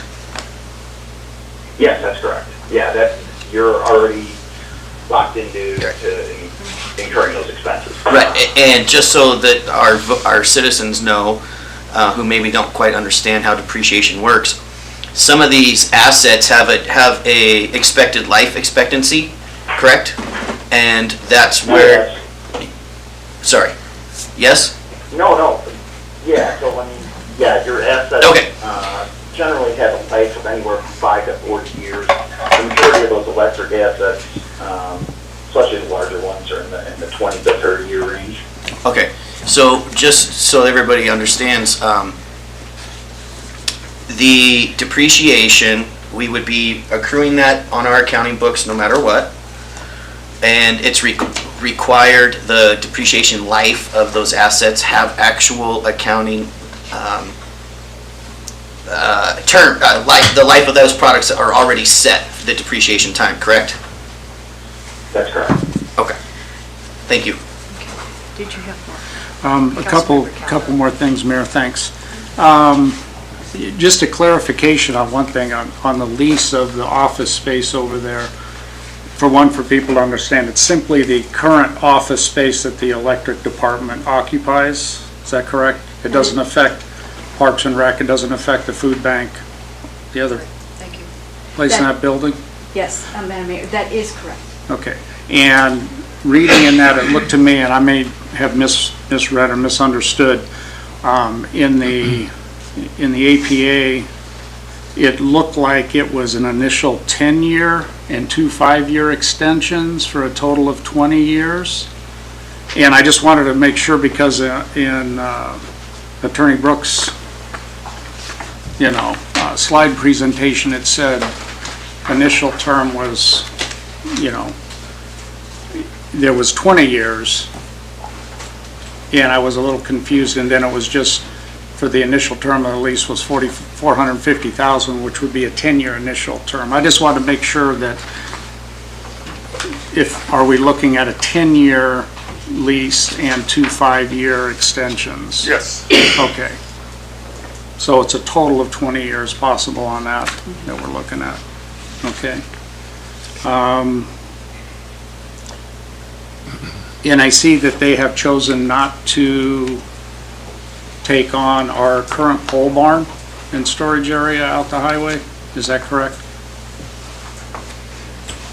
Yeah, I mean, is that property Brooks? Yeah. With that was the property. Lay-down yard. What I call the lay-down yard. Lay-down yard with the contamination, is that Right. what we're talking? Yeah. So there was contamination on that particular piece of property. Okay. And they chose not to include that in the, So we, Okay. go ahead. Sorry, Mayor, is that property, do we own that or do we lease that from the borough? We own that property. What was the answer? We own that Yeah. property. Okay, we do own that property. as far as I know, yes, we do. And then we would continue to own it. Yes. Okay. Okay.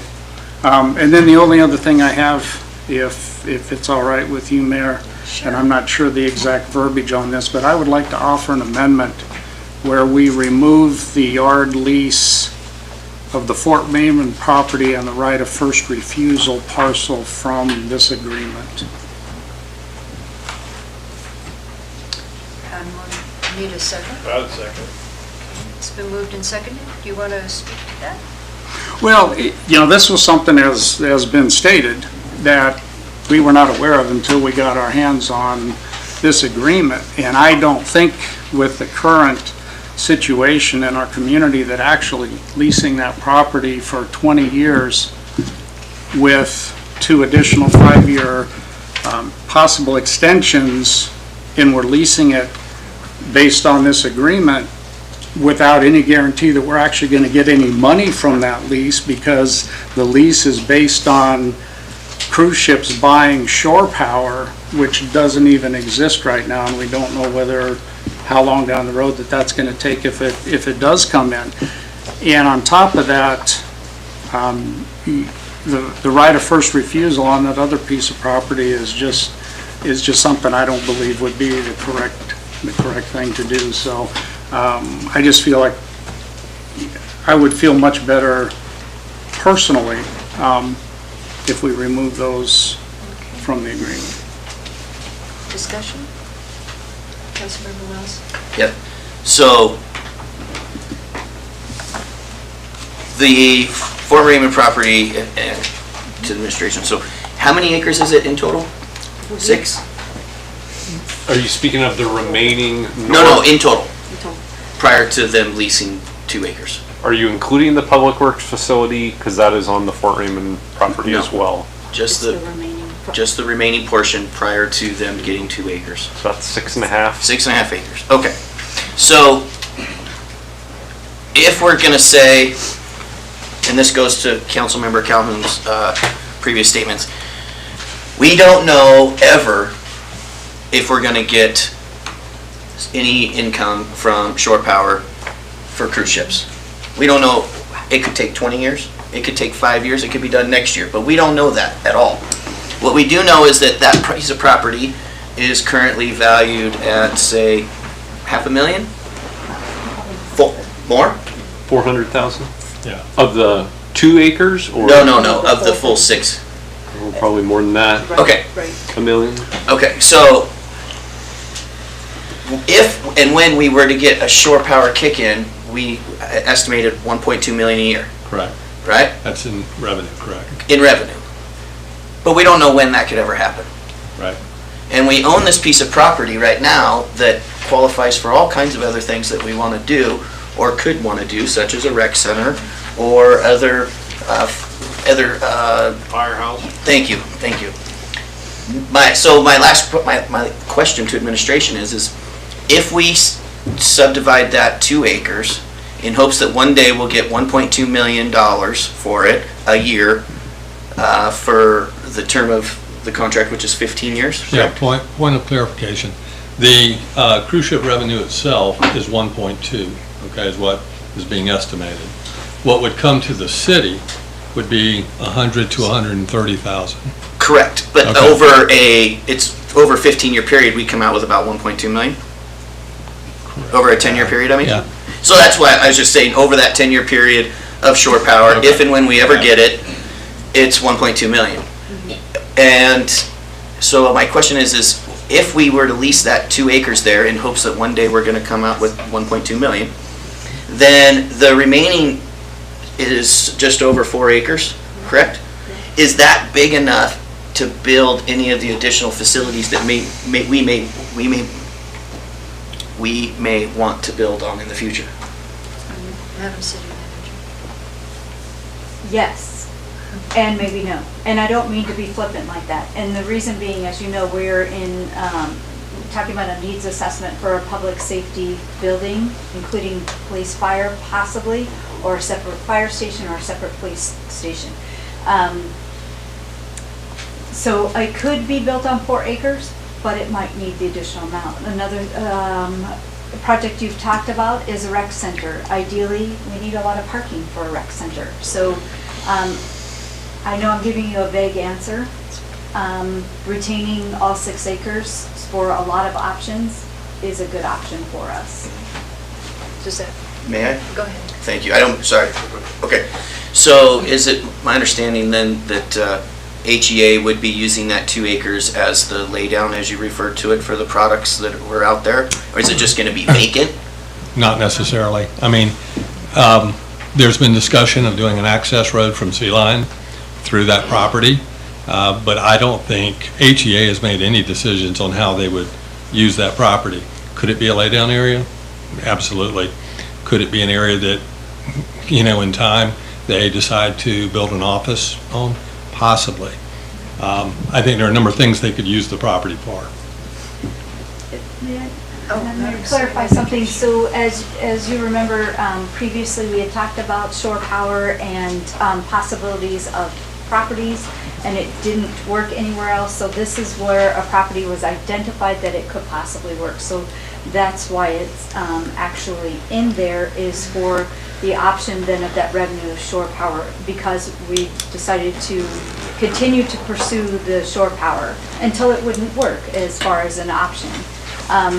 Removing the amendment, which is a good amendment, removes that shore power. And to your point, we don't know when that is going to come in play at this time. Part of it is because of the railroad project. It is the railroad's project, not our project. And as we know, that bonding authority, seeking after the bonding authority has been pushed back another year, which puts the entire project back at least a year.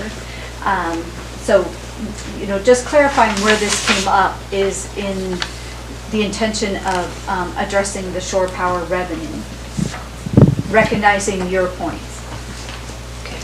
Councilmember, I just had one follow-up with that, if that's okay, Councilmember, just so that we don't have to circle back. I appreciate it very much. So my final question then is, would HEA, and granted I know you can't speak for them, but I'm just brainstorming here. Let's say hypothetically we put the rec center right there, and we need that additional 2 acres for parking. Well, we know right here and now that HEA has picked that piece of property to try to, in my opinion, save the shore power deal, knowing that we're serious about wanting the shore power funding. Would HEA consider allowing that to be a parking lot, since it's going to sit there until who knows when, just before it starts generating, where our rec center folks could have overflow parking. Because that property is just, is the switch from leasing a dock that they would never have anything to do with to a piece of property they'll never have anything to do with. Well, and just let me go back and address kind of how it came to be. From our perspective, it was a mutual conversation with HEA as we were trying to identify a way to still take advantage of possible cruise ship revenue.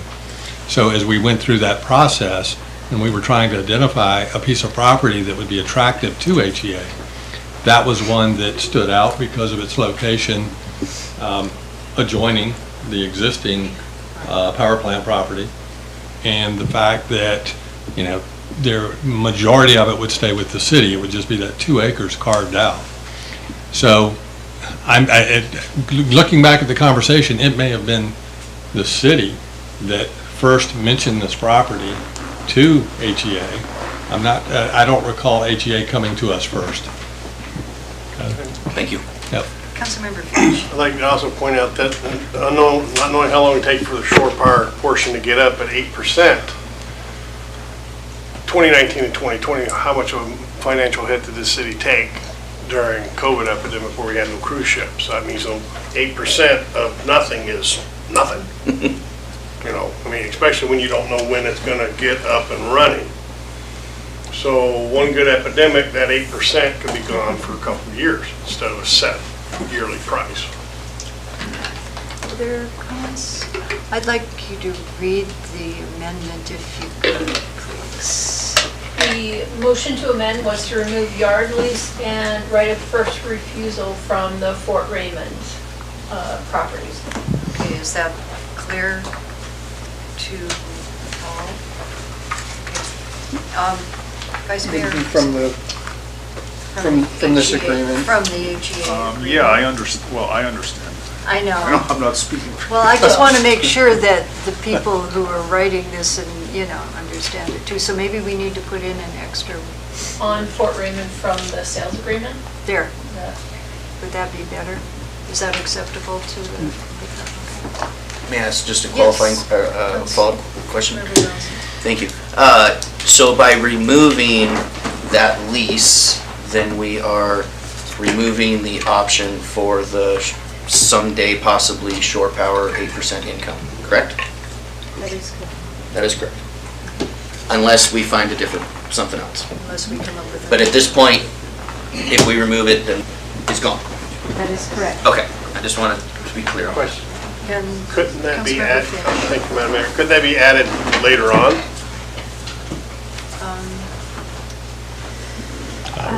I think the better question is, when we vote on this tonight, is this the absolute contract agreement? Or are there more modifications that could come? Well, as far as I'm concerned, this would be it. This would be your final expression of what you're willing to take. There are going to be modifications, but they're going to be like in the form of corrections or, you know, tiny little things. But in terms of, you know, what's the deal, the terms of the deal, this would be it. Well, you know, what you approve tonight would be, this is the deal. And so with the amendment before you, for example, you know, if that gets approved, then, you know, I have to make changes to the agreement, which are not that difficult to make, but then it goes back to Homer Electric for them to say, oh, well now, you know, we don't want to do it, or, you know, whatever they might say. Or, you know, so theoretically, they could propose, well, now we, you know, we're going to propose something else. But we have an election on May 2nd. I think it's important for the voters to know what the deal is. So you know, this is a very, you know, relatively easy and clear about what the intent is and how you would change the agreement itself. But if you start getting into more back and forth, then, you know, it's just more difficult to say to the voters, well, this is the deal, you know, that you're voting on, so. Thank you for that clarification. Councilmember Berman. Yeah, it's my understanding we really haven't plugged in, shore power, the cruise ships don't really use shore power here. very much at this point. Isn't that true? In Seward? In Seward. Yeah, there's no shore power for cruise ships today. So this is all projections going forward? Correct. And do these projections acknowledge that the ships will increase in size and abundance? When the calculation was done, we looked at the number of cruise ships that typically come in to Seward, and the calculation was done with a 75% load factor applied to it, meaning they're not going to be hooked up, 24 hours a day, 7 days a week. And so when we came up with the revenue projection, the net on the revenue was around 1.2 million total in a year. And so that would equate to about 100 to 120,000 at the 8% number that would then come back to the city.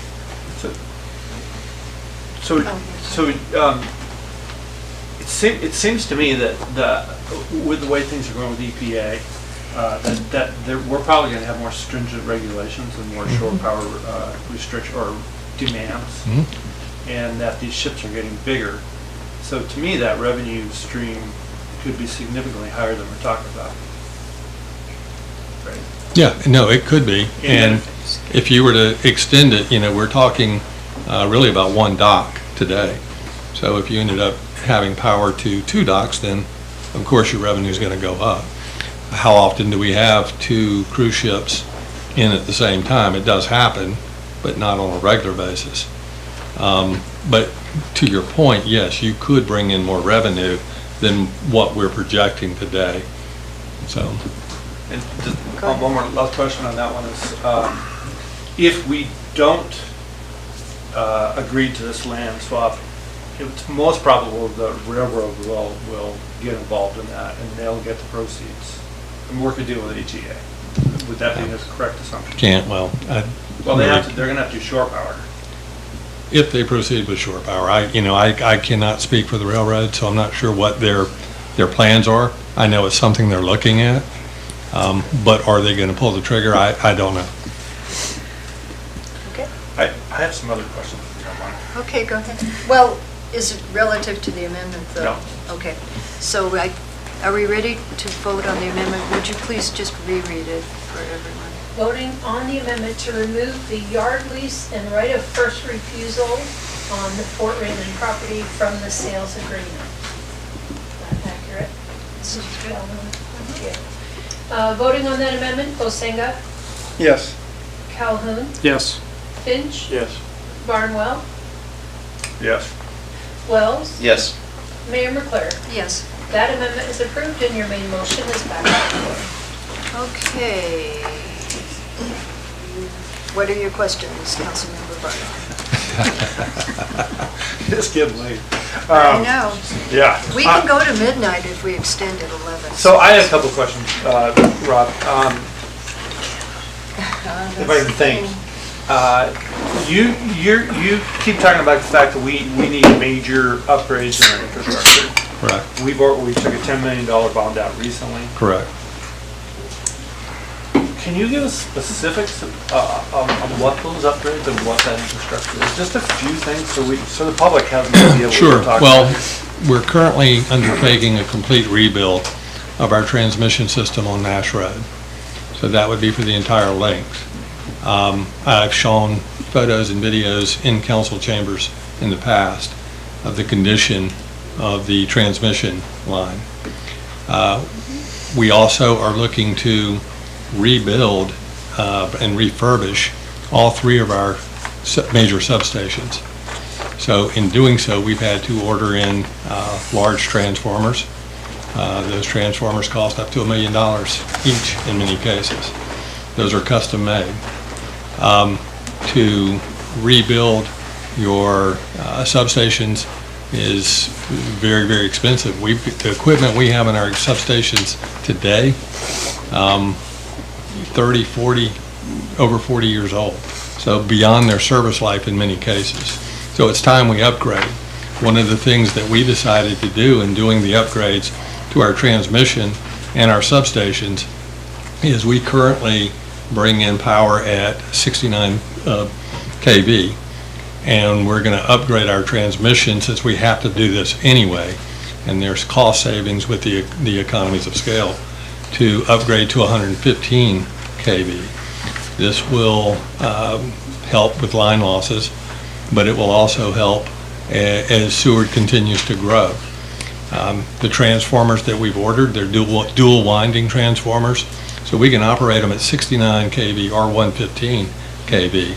In doing so, we can continue to operate at 69 kV for some period of time until the growth in the demand in Seward warrants us going up to the 115 kV. So, I'm sorry. No. I did want to add that when the bond amount came to council, it was originally proposed, I believe it was 19 million, and it was reduced by council to the 10 million. So there's still, there's phases that Correct. is described, so there's still other phases to be completed. So we have, with the $10 million, what we're looking to do is complete Nash Road and complete the refurbishment of 2 of our substations. To do that and to complete that work, not only are we going to spend the $10 million bond that we received, but we're going to go into our enterprise fund to help cover the remaining costs to finish up those 2 substations. We're projecting right now to be in the neighborhood of $4 million going into our electric enterprise fund to do that work. That's going to leave 1 substation left to do, along with other projects that we have around the city to replace some of our distribution. We've got underground cables in different subdivisions that's old and needs to be replaced. So we're looking at another bond in the future, not too distant future, and we're estimating somewhere in the $7.5 to $8 million range. So should we not sell the utility, that will fall back on the city to figure out how to pay for that remaining infrastructure. Should we sell, whatever we spend, and I think you heard Brooks go into this, but whatever we spend, that $10 million bond to improve our infrastructure on Nash Road and our substations, the $4 million we pull out of our enterprise funds, we will, that will be reimbursed to us at closing. And so that 25 million payment jumps up another 14, 15 million, whatever it is that we spend. But again, if we look to the future, we pull that 4 million out of the enterprise fund to finish paying for the substation refurbishment, and then we move forward and we have the future work that we're doing. If we don't sell, that's when you heard me go over the rates earlier, that's where those numbers come from. That initial 12.5 to 13% in January of 2024, that's helping cover that initial $10 million bond and the work we're doing on Nash Road and those 2 substations. The projection that we made looking at 2026 or 2027, that comes in where you're doing another $7.5 to $8 million bond to pay for that future work that we're going to need to do. Now, these costs do not take into consideration the requirements that utilities are going to face around cybersecurity, around transmission requirements in the future. So you're looking at driving up your cost millions of dollars more. What does that look like? It could be anywhere from probably another, and I'm afraid to throw numbers out here, but you could be looking at another 8 to 10%, increase on rates as we have to do those things for the future. So, aligning ourselves with a larger utility and having the resources and the many more meters for bringing in revenue and spreading out your cost, that's going to be vital for us as we move forward. If not, if we don't do this today, then what we're going to be looking at doing is taking on tremendous cost here with the utility. And we would really need to look at completely restructuring how we're set up today and the money we're setting aside to invest in the future of the system. So as I pointed out earlier, that $2 million that we paid to the general fund in 2021, that could easily be wiped out. You know, again, without having those numbers, but I would need to add bodies to the utility.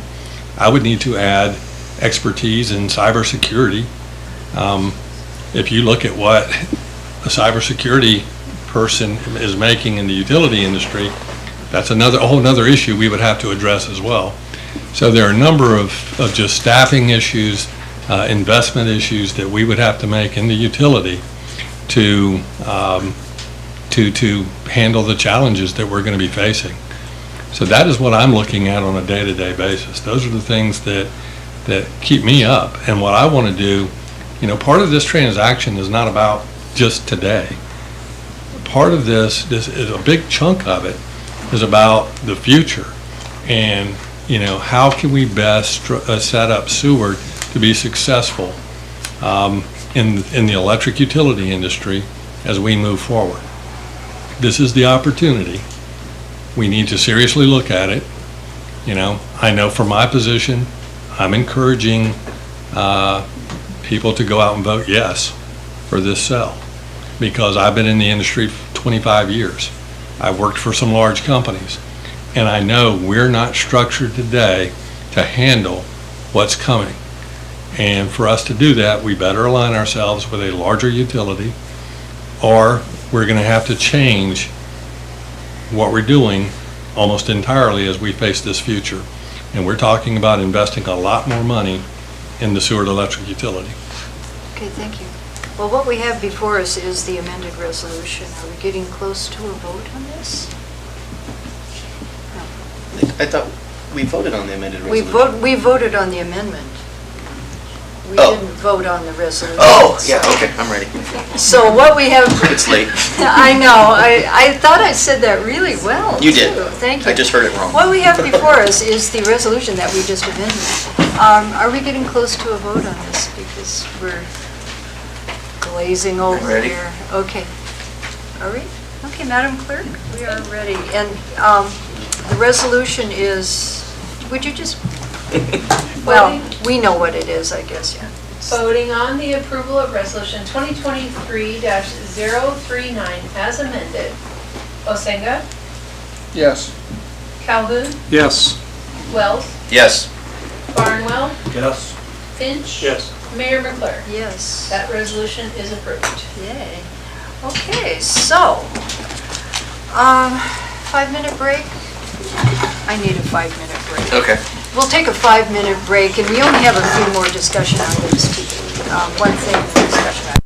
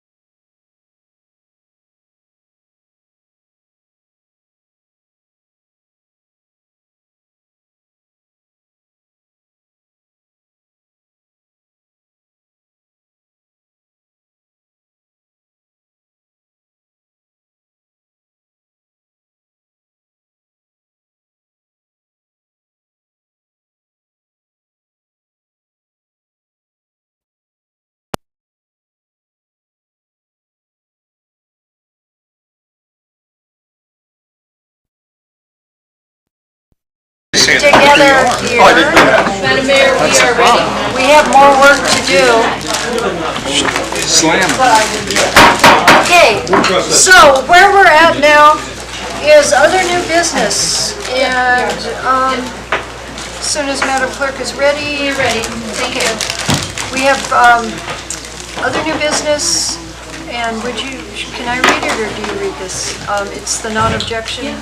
Sure. Oh, okay, it's the non-objection to the renewal of marijuana license number 17758, retail marijuana store for the Tufted Puffin LLC. And Councilmember Wells. I have a conflict of interest because somebody said I made more than $5,000 a year off of that business, so I need to be excused. I know that you do have a conflict of interest on this, so if you will, I guess you step out. Yeah, no problem. Thank you. And council members, it's in the packet that there was found to be no problems with it on other levels, and the only reason it wasn't on the consent agenda is for that very reason, that we have a conflict here. So, are we ready to vote on this? Yes. Do we need a motion to approve, I guess? I guess I need a motion and a second to approve. I make a motion that we approve the non-objection to the renewal of marijuana license in question. Second. Okay, moved and seconded. Discussion? Okay, we're ready to vote. Voting on the non-objection for the renewal of marijuana license for the Tufted Puffin. Osenga? Yes. Finch? Yes. Barnwell? Yes. Calhoun? Yes. Mayor McClure? Yes. That motion is approved. Okay, and next we have to discuss and formulate. You should call him back in. Oh, no, we're going to leave him out there. I'm just assuming he was listening, obviously. Maybe we locked him out. Okay, sorry about that.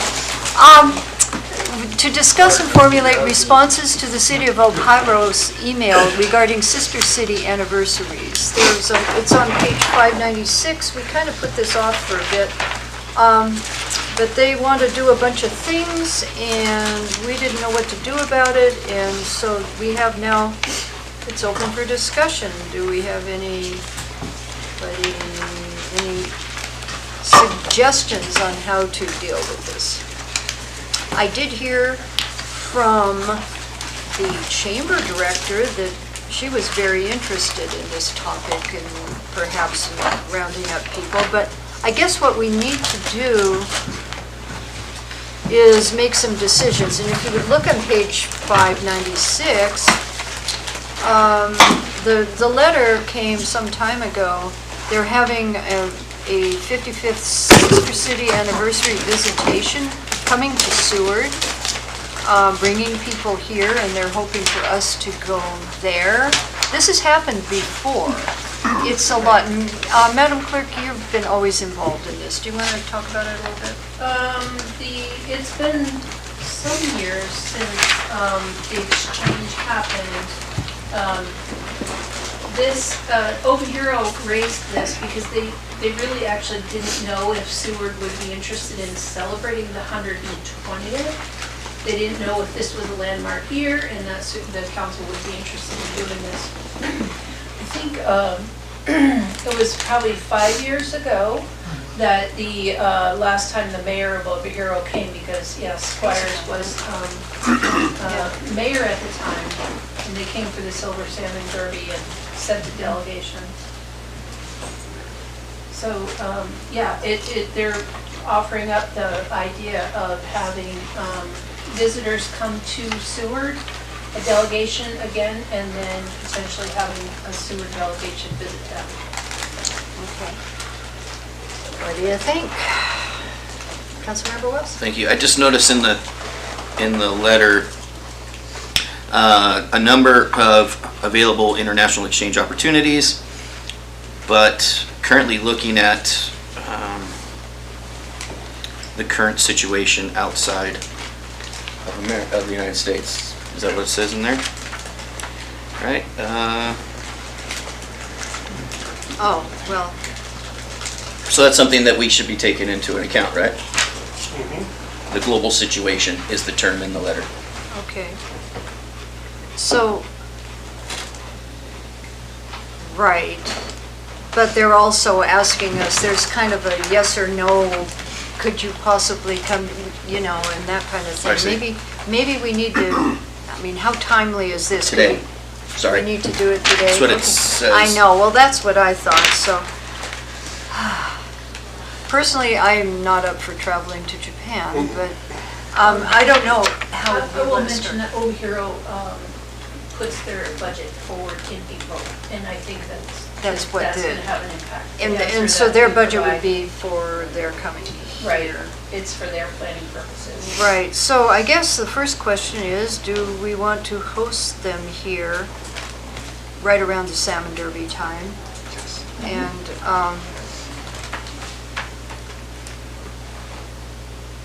who would be in charge of leading? The clerk's office usually the clerk's office has done a lot of work with Helped this. to organize it. And mostly we were just. Last time, we reached out and did some homestays, provided some homestays, and provided some hotel rooms as well. So it's a Right. budget item for us. And then arranged for which council members would be part of which activities, kind of, too, sometimes. that Right, differs. gave everyone a chance to participate. We hired a charter last time and sent their mayor and a couple of people, a six-pack, I think, was a charter that we did last time. And I do know that the chamber was quite interested in this, too, so we might get some help, like, you know, like, help physically with this, so. Maybe some volunteers. Yeah, so, Councilmember Wells. Thank you. On question 6, let us know for event dates, either the Silver Salmon Derby or the Mount Marathon race. I could support the Silver Salmon Derby, but I think we got enough going on during the Mount Marathon race. I that- totally agree with Okay. that, yeah. And I think that was they were here before, I think, for that, too, and I know the chamber was interested, so. Could I? Yes. Sorry. Can I make one suggestion, though? Absolutely. As we try to grow the Mermaid Festival, why wouldn't that be an opportunity date as well? Might be too soon for. Well, yeah, I think they're It's for the thinking- following year, I think. No, 23. No, I think No? it's 23. this year. My bad. Yeah, and they're asking for August, Okay. this time. Oh, I see. Gotcha. So can we, do we have a consensus that it would be nice to host them? Sure. Okay, so if that's the case, then let's see what else we have to tell them besides, well, question 6, Silver Salmon Derby. How are they going to get lodging? I mean, Well- if you haven't booked yet, I'm sorry, did I miss that, Brenda? Well, yeah, before, well, there would be booking soon, I think, but homestays and, I mean, Oh, okay. Yeah, it was, It's last always time it worked was a out. combination of homestays and I believe we put the mayor and a couple of his staffers in a hotel. right. And the other people were in homestays or rented, you know, a B&B. We did arrange for transportation to go pick them up from the airport and then deliver them back when it was time to fly out. We had some meals that were arranged. I think we had a party at Barterson's house. There was a party or something, yeah. The barbecue that the Seward Arts Council, Seward Yeah. Mural Society There- put on. Right, there are other organizations that really buy into this exchange business. I don't have a lot of energy to put into it, but presuming that we say, okay, you can come, then let's flip the page over and, well, let's answer the question number 1. Are any of you interested in exchanging? In other words, going there as a group from Seward? Think about that. I have already spoken that I'm not. I'd go. You would go? Oh, yeah. Okay. Oh, I would go too. Okay, In so we. October? Well, when are they thinking? It's Yeah. his plan month, isn't it? Okay. It would be an exchange. I know they want me to, but I'm not gonna. City Council President and 8 assistants, they say. So there's room, it would be their Chrysanthemum Festival. You went and it was wonderful. Okay. So, okay, we have some people that are, well, at least 2. Okay, and, so how about the question number 1?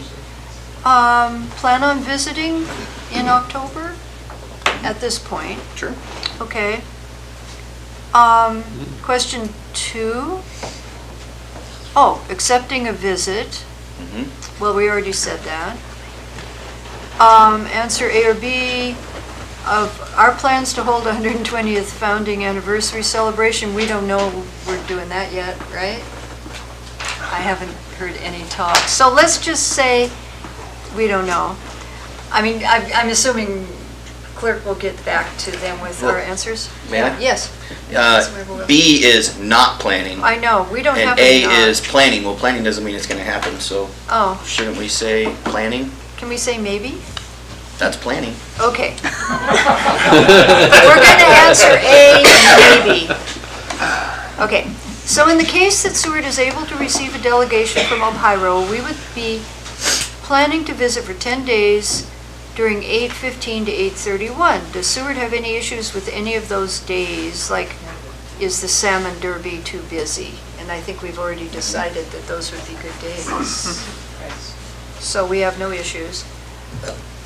If we're, in the case, I'm reading this mostly for the public, in the case that Ohio sends visitors to Seward, please let us know of any events, activities, and we can work that out, maybe. I mean, obviously, we'd need a welcome party, some cruises, the fishing, but I'm wondering if homestay preparations, that's a lot to work out, but maybe yes, Councilman. I don't know if it's adequate, but I would be willing to block out my Airbnb for their stay. Hey, hey. And it sleeps 6 people. There we go. And it's downtown.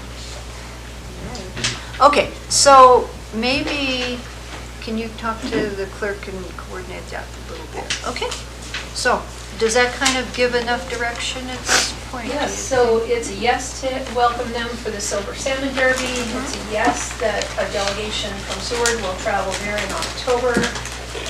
Wells and Barnwell at this moment. At least, yeah. TBD on their I might board reconsider. meeting. Not unsure TBD on the founding anniversary, whether or not Seward actually does pull something together on that, because that is Silver Salmon Derby time, so I'm not sure that. Yeah. Okay. It's enough to get started, I think. All right. All right. Thank you. Moving along, having accepted the city manager's resignation earlier in the meeting, we now have to discuss and direct people concerning the appointment of an interim city manager and the hiring process. And as I see it on the, well, there are two, let me just think about the hiring process for a minute, having been through it a couple of times. One option would be to do our own advertising with the ICMA, which is the City Managers Association or whatever, and other things like that. Or, as we've done a couple times recently, hire an outfit. What we hired before was GovHR to screen applicants for us and present them. So I think that would be, to me, the first big decision that we make tonight. Which direction, or it could be a combination where we could advertise with ICMA and stuff for a period of a couple weeks, and then see what we get, and then if we're not happy with it, then shift to a GovHR situation. So, what you got? Councilmember Wells. Just for the public, what does the, I am getting tired, the GovHR cost? Do we have a number from the last time? I should know this. I didn't see a number. I don't think there is, but it was, yes. Yeah, the last time was appropriated 23,000. Yeah. It's a substantial. In conversations, if I remember correctly, I was told that also includes some travel as well by GovHR and They expenses. traveled on that dime, but yeah, not Correct. to bring the candidates up. I think we paid for that. The contract with GovHR also had a provision that if the the first hire of city manager didn't work out within the first 2 years, they would re-advertise at no additional cost for the city. If I may. Councilmember Wells. Well then, with that information, I think to get the ball rolling as quickly as possible, I would vote to just go straight to the GovHR and start the process. If we decided to run that ad ourselves for 2 weeks, that's fine with me as well, but I think that if we could just get it done, that's just my opinion. Okay, Madam Clerk, you've got something. One other item that GovHR provided in their contract was marketing materials, and they developed some overview materials of the city, and I mean, maybe the city manager can provide her experience with it, but we didn't really have good materials developed before we hired them to talk about the city and what was involved with it.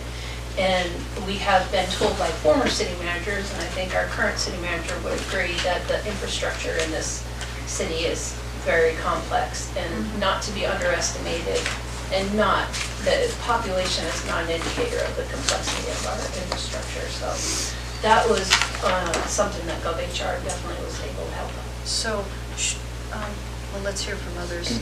I know you had expressed an opinion. Oh, I was just going to say that because of what all that they do, and not putting that in the hands of somebody in our administration to take the time and effort to go through the many different people that may be out there, I think that it's to me, it's a no-brainer just to go ahead and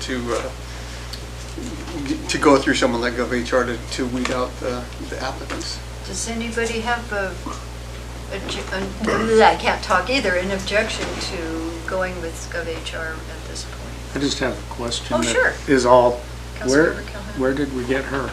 GovHR. How long ago? Well, I was wondering that because 2 years, I think. Are we within that 2-year window where they'll do it for no cost? I don't think so. We got her on our 2 year. Yeah, because we go through them every less than 2 years, you see, so. No, we're not in the guarantee anymore, but the next one would be, so, no, I'm just kidding, I'm tired. Yeah. So, and I'll mention for the record that the original contract with GovHR did come through an RFP process, but correct me if I'm wrong, this is a professional services arrangement, and so sole sourcing directly with GovHR, if you wish, is acceptable. Well, they did the job before, so. Okay, should we vote on this part of it, or is it an agreement thing that we go with GovHR? Is there any, well, that was why I was asking, is there any big disagreement on this? I can vote. Okay, let's vote. Why not? We've voted enough tonight, yeah. Okay, We're we'll need voting. a motion. Okay, I need a motion, go ahead, somebody move. Where did it go? All you want to do is, well, however you want to do it.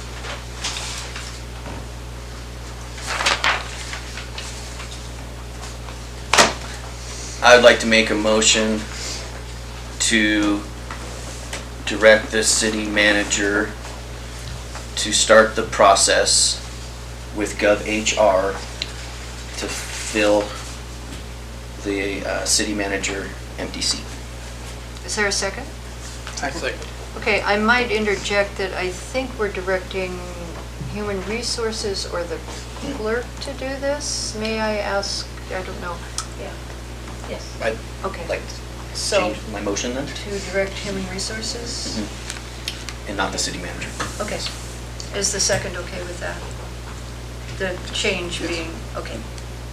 So I'd like to make the motion to direct Human Resources to start the process with GovHR to search out for a new city manager.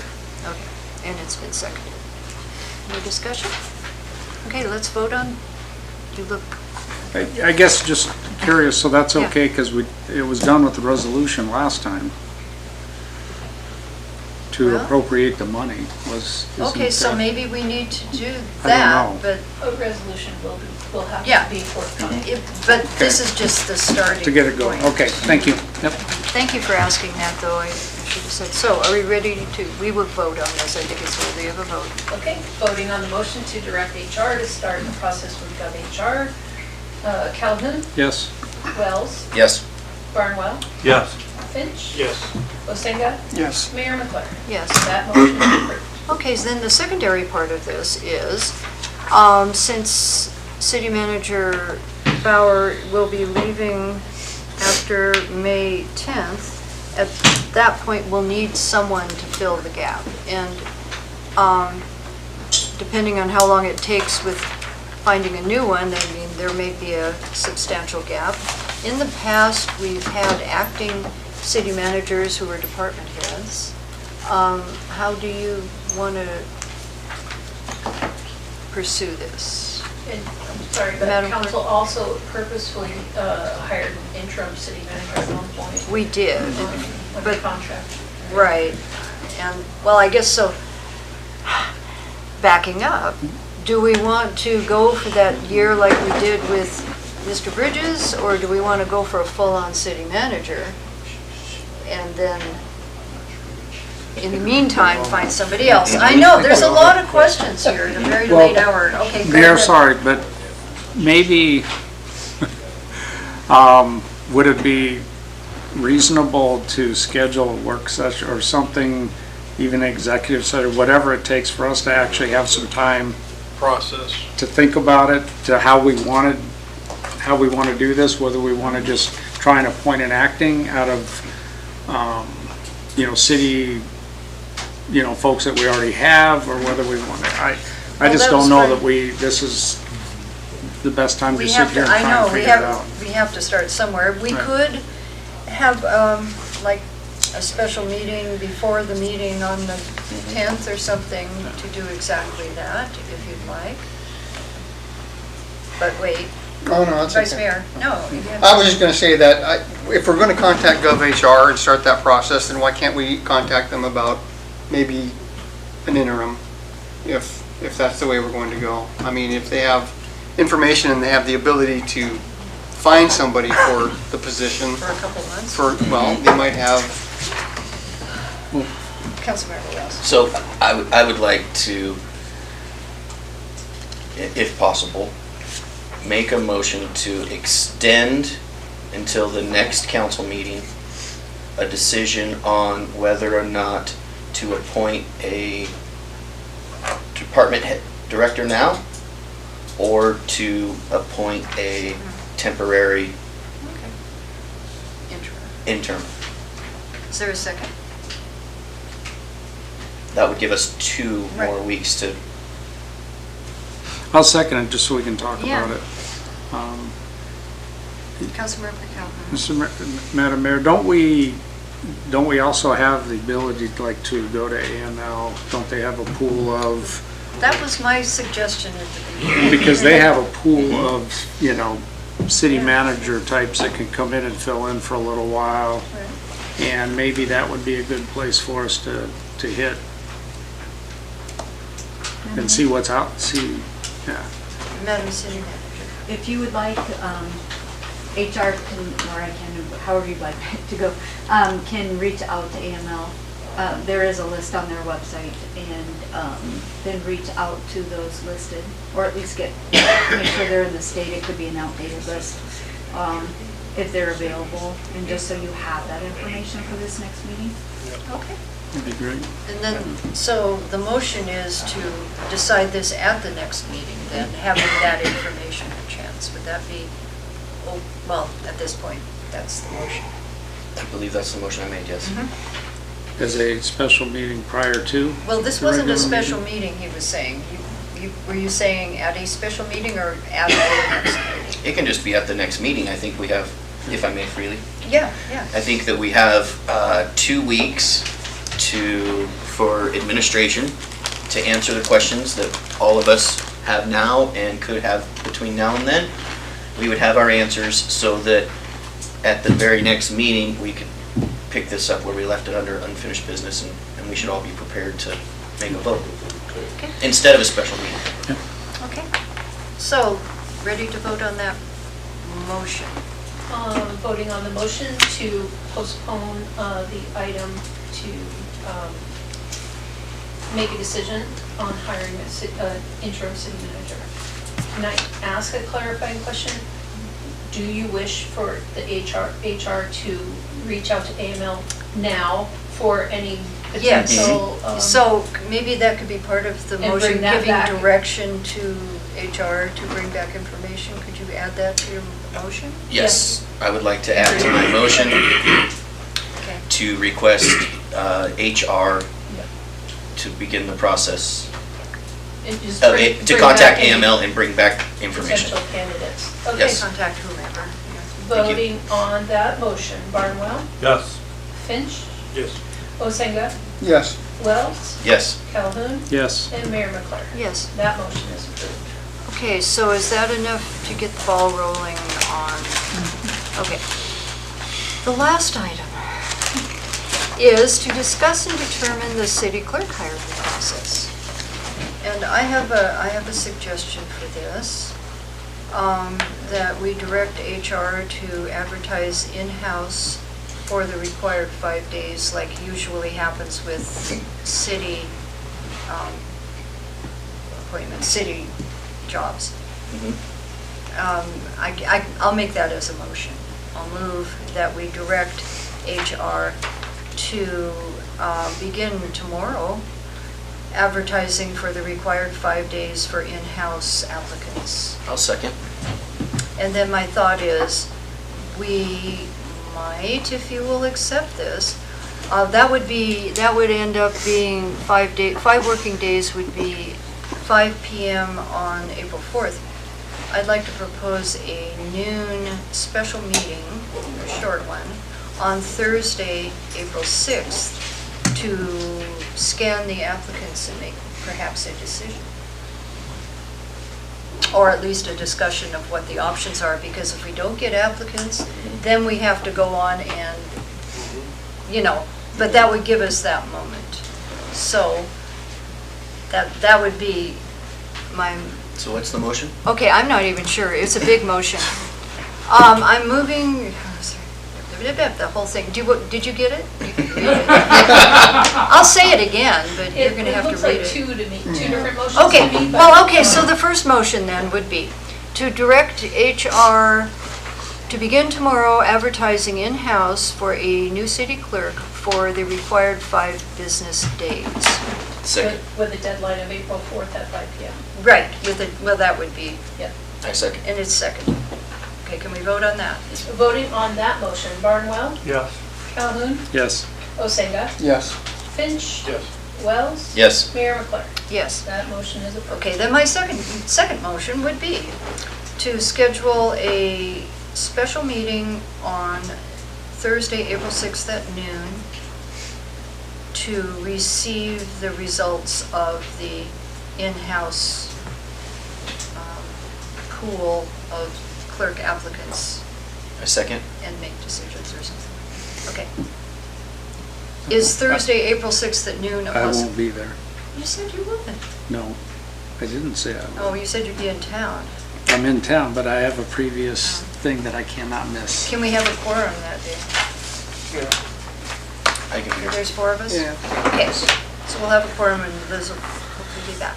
Okay, so can we vote on the motion to have a special meeting to discuss clerk applicants at noon on April 6th? Yes. Voting on that motion, Wells, Yes. Finch, Yes. Barnwell, Yes. Calhoun, Yes. Osenga, Yes. and Mayor McClure. Yes. That motion is approved. Okay, so we'll schedule that meeting, if you could advertise it, and who reaches out to HR? And then we'll find out what we have to do beyond that. So same thing with, now that we're going the direction of advertising for a city manager, there will be other meetings and many meetings involved in that process. I'll just warn you, having been through it. Okay, so we're at the end of everything, but if you're really interested in reading some minutes and stuff, they're available in the packet from PAPCAB apparently. And we're down to now at 10:51, citizen comments. I'm going to warn you that hold on please, our ending time by requirement is 11, but at 11, we will break and we can vote to extend to midnight. We passed that some years back. So, am I missing something? I don't think I am. Okay, so we're... So it's just for our comments to citizens' comments? No, we're at citizen comments. Oh, we're at citizen comments now. But I I'm just understand. saying that no matter what happens, right before 11, I'm going to break off and we'll have to vote on whether to extend. That's the point. Got it. Okay, so now we're at citizen comments, which is a 5-minute per citizen comment. And so, there's no sign up, and if you would, I know, but I can't answer questions from the audience, so that's why I'm wondering, if you want to speak, you can come up. Is that what you've got your hand up for? Okay, Tim, I thought it was a question. Can't shout from that. Oh, Oh, Tim? let Bruce come first. Thank you. I just thought, yeah. just asking a He's question, the 'cause beauty. I wasn't done talking. Yeah, Bruce Okay. Jaffe, outside the city limits. I think you guys deserve a little credit in my eyes. You did take on some tough topics tonight. It's what I spoke about earlier, about leadership. I think you demonstrated that, particularly because you voted on some things the way I would have voted on them. But I don't think some of these things are really easy. I know that the consideration of your own views and what you think of other people in the city may want, they're tough. What's come out tonight is a little bit drawing back the veil on this electric sale. I have talked to many of you at different places in town over time. I know you spent a lot of time in executive session that I personally don't think, possibly I don't understand why it was necessary, but I think it's important for the citizens of Seward to understand why you made the decision that you've made. I have to admit a conflict of interest. I work for Homer Electric and Chugach Electric. I think they're both fine companies. Certainly my position's in Seward. I do get calls from people, and I've been railed about from both sides of this thing. So there is a lot of confusion. And the people need the explanation to make a good decision. I think your electrical director painted a very accurate picture of the potential for continuing the way we are. That doesn't mean you should stampede into some sort of a program, and this is a very rushed arrangement. The 240 pages or so of the document that I read through a good portion of it. Hopefully you all did too, because that's what you voted on. You didn't vote on the attorney's summary. And we'll just keep our fingers crossed that it comes out correctly. Beyond that, I advocate again for the heat pump program. I spoke to an organization today and I got a good reception. And one of the greatest things I'd like to say, or the best things that I learned this week, I think it was, I was invited to Seward High School to speak to the kids in a career day. I appreciated that, having been a craftsman in the union trades for over 50 years, over 70,000 hours of practical experience, and still being active. To have a table, to have a group of people sit in front of me and ask me, why did you decide to do what you did, and what was the thing you enjoyed most about it, and what was the thing you enjoyed least about it.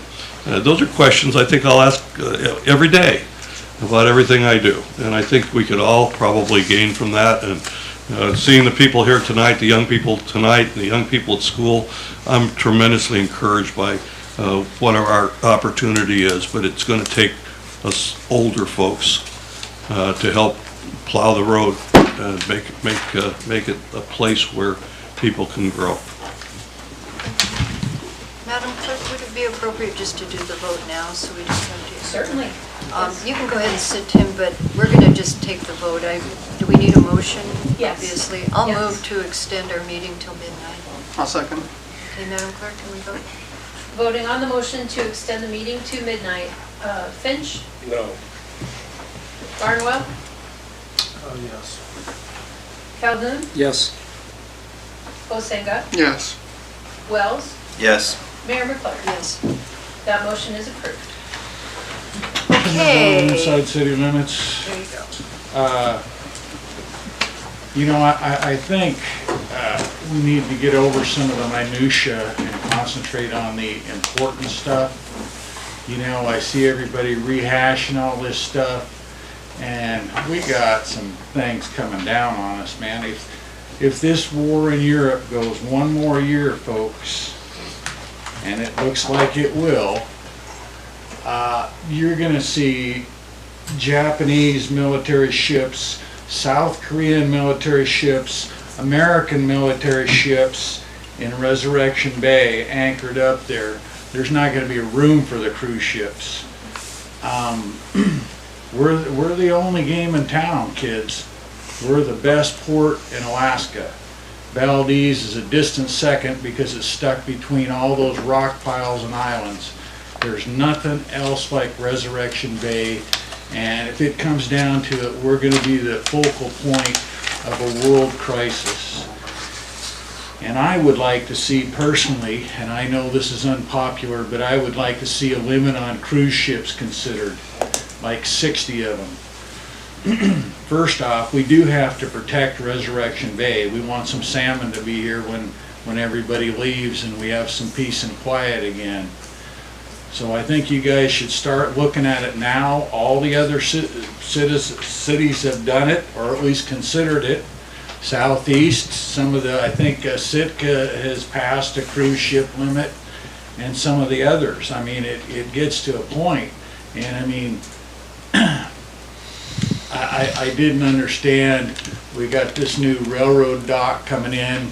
That's another 180 million plus the 225 million for the tunnel, et cetera, et cetera. And you know, the last thing we need is more cruise ships, to tell you the truth. They make a few bucks for use. Certain businesses get them, but for the most part, they're making money for themselves. And you know, we're running a China shop here, and they are the bulls. We have to limit them. They have, every cruise ship has 10 acres of bottom paint underwater for starters, just on the side. We don't know whether they're dumping or what they're doing here anymore because we don't have a ranger program, because they lobbied hard and got it killed after 3 years, et cetera, et cetera. It's up to us. If we don't do it, it's not going to get done. As I said, the environment in Resurrection Bay is pretty fragile, and we're one of the best harbors in the world.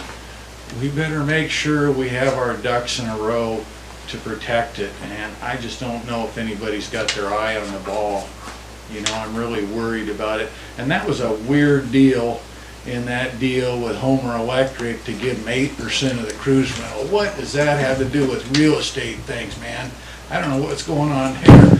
You rent a piece of ground, market value, period. You know, that's saying 8% of cruise ship revenues. That is a pie in the sky if I ever saw one. I'm glad you guys threw that out. You're doing something right. Okay, who else wants to speak? Come on.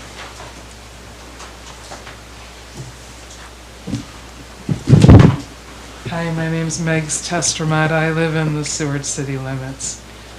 Wow, you guys work hard. I'm really impressed. Thank you for sticking it out and doing all this. I came up here to talk about the electric deal. I am very confused. I think it could determine Seward's future for forever. And it seems like Carl said that it's rushed.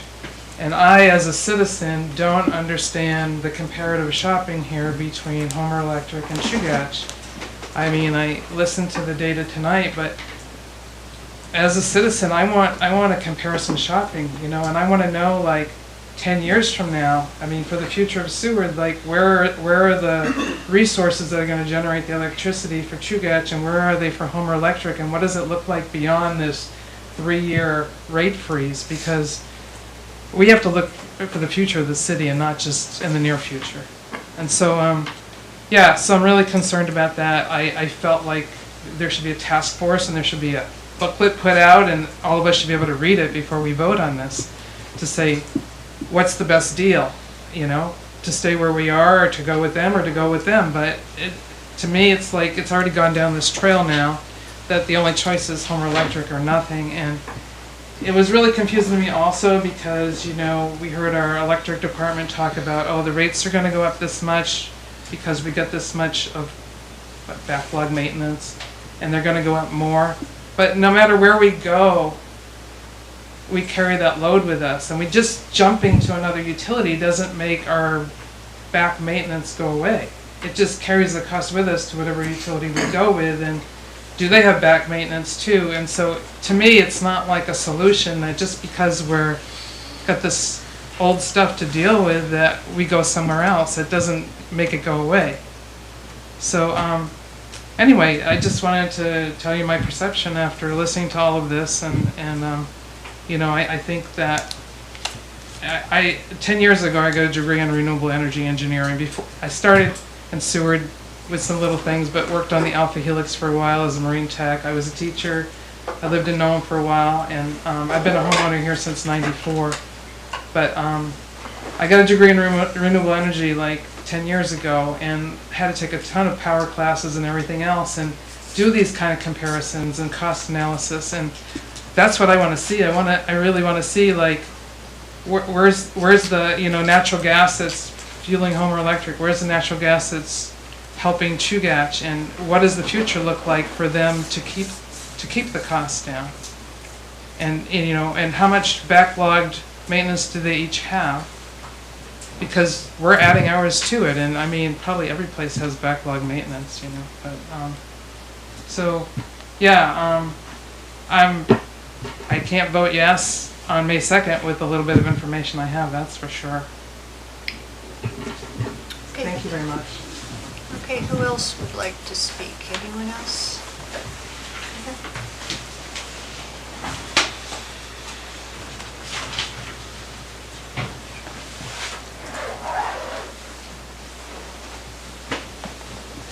Daryl Schaefer, Meyer, inside the city limits. You're tired, I recognize that. You didn't want to be sitting here. It's obvious you didn't want to extend the vote, but you felt obligated to do. And I don't want to prolong this, but I really gotta, you know, I get one side of this sheet. I get the revenue summary, but what I don't get is the general fund contribution. That piece is just blown up in part tonight.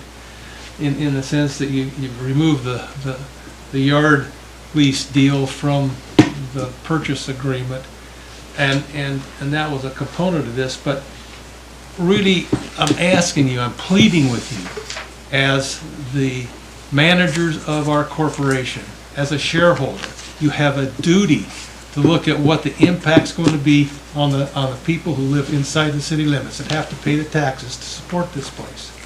And I'm telling you right now, you haven't fixed this side of the equation, not in any way, shape, or form. The Enterprise Fund has contributed substantially to the benefit of the citizens that live here over the long years that it's existed. That's part of the reason why you have enterprise funds in municipalities, is to help keep taxes down. And I really don't want to see this become a tax burden. I'm past caring about taxes, my age, but I don't want to see this to be a burden on my children that live here, my grandchildren in the future that will live here, and other kids who grow up here and have to live here, to have to bear the burden of the decisions that we make today. And I share that. I'm going to be part of that when I go to the ballot box making that decision. And I really, truly believe that I want to support this, but I really want to see some things fixed. Let me comment just briefly about this freezing of the rates. You're freezing the rates that we set by this rate study that the city will have to do. This will be a city rate study. It won't be Homer Electric. You'll be paying for that rate study, and that will set the rates under this agreement for this 3-year period. They're going to be up this 12 or 15% that Mr. Montgomery was talking about. That's going to be the rate. It's going up. It's not gonna be the Homer rate they're paying for 3 years, it's gonna be the city rate. And so I asked the question today, why wasn't it the Homer rate?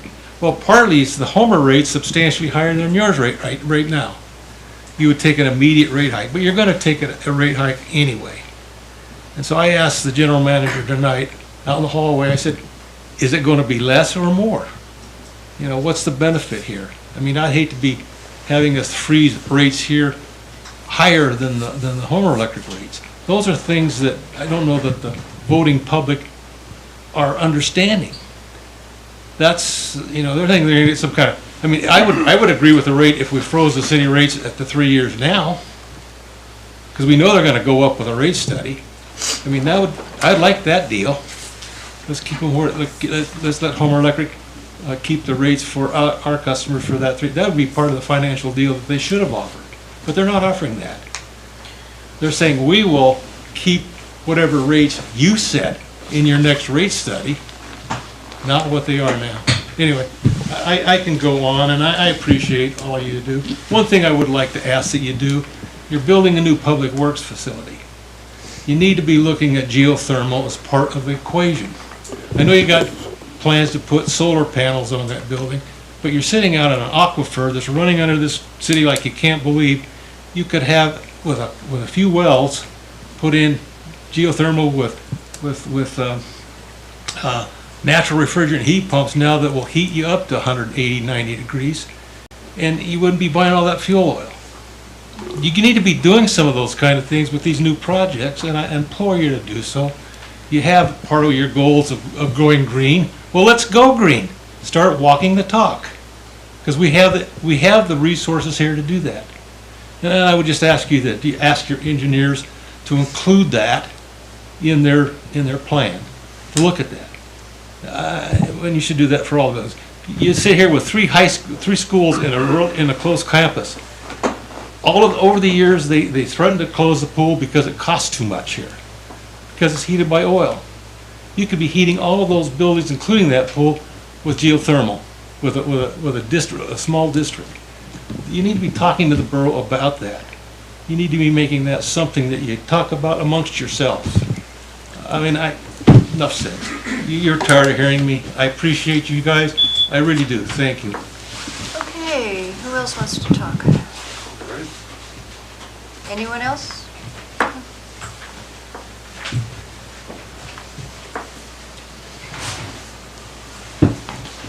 Missy Casagranda, inside city limits. I guess I just echo what the last two speakers said. I too am still confused, echoing what Daryl mentioned. I do appreciate Brooks's summary. Thank you very much. It does have the numbers that I was saying I needed to be able to make a decision.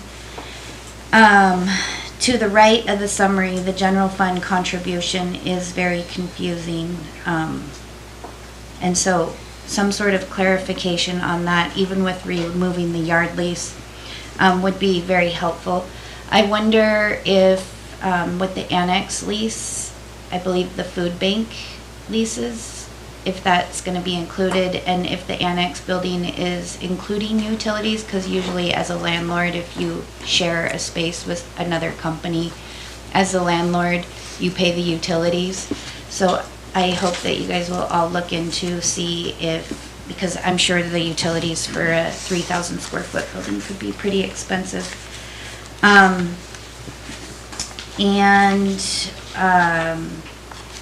Over on the city net funds, I understand the deductions, although I don't really understand, and I'm sorry, maybe it's just because it's really late, but there's $4 million of our cash balance. Are we keeping that money, or are we giving that money with the sale? It's an addition, and like I said, I think I'm just too tired that I can't process that. And as well as accounts receivable. It's obvious that accounts payable is a deduction. So in Brooks's presentation, on where does the initial payments go, it appears to me that of the $25,000 sale, we are paying out $19,500, although there's an additional $11,800 that they're paying on top of the purchase price. So I guess that's another part that I don't understand. A lot of it's very unclear. And with that said, one of the things that I've been sharing with other local community people is, as a business owner, I would be in favor, and I can see why there's some big business owners here in Seward that are speaking in favor of the sale, because with the rail belt, Seward is the only utility in the entire rail belt where small business actually pays more than residents. So as a small business owner, I'm really happy to know that all the residents will end up paying more than me, and my small business rates will go down.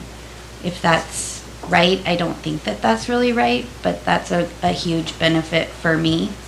And so there's just a lot of still items that I too am confused about, and I hope that when you guys comment to the citizens' comments that somebody can mention or just give like a schedule of events, what's happening, where we can go to get educated. This tonight was very, very helpful, and I appreciate it, and I know you guys are all tired, but I really would like some more education. Thank you. Okay, who else wants to speak? No? Okay, because I got two things. My name is David Squires, inside the city limits.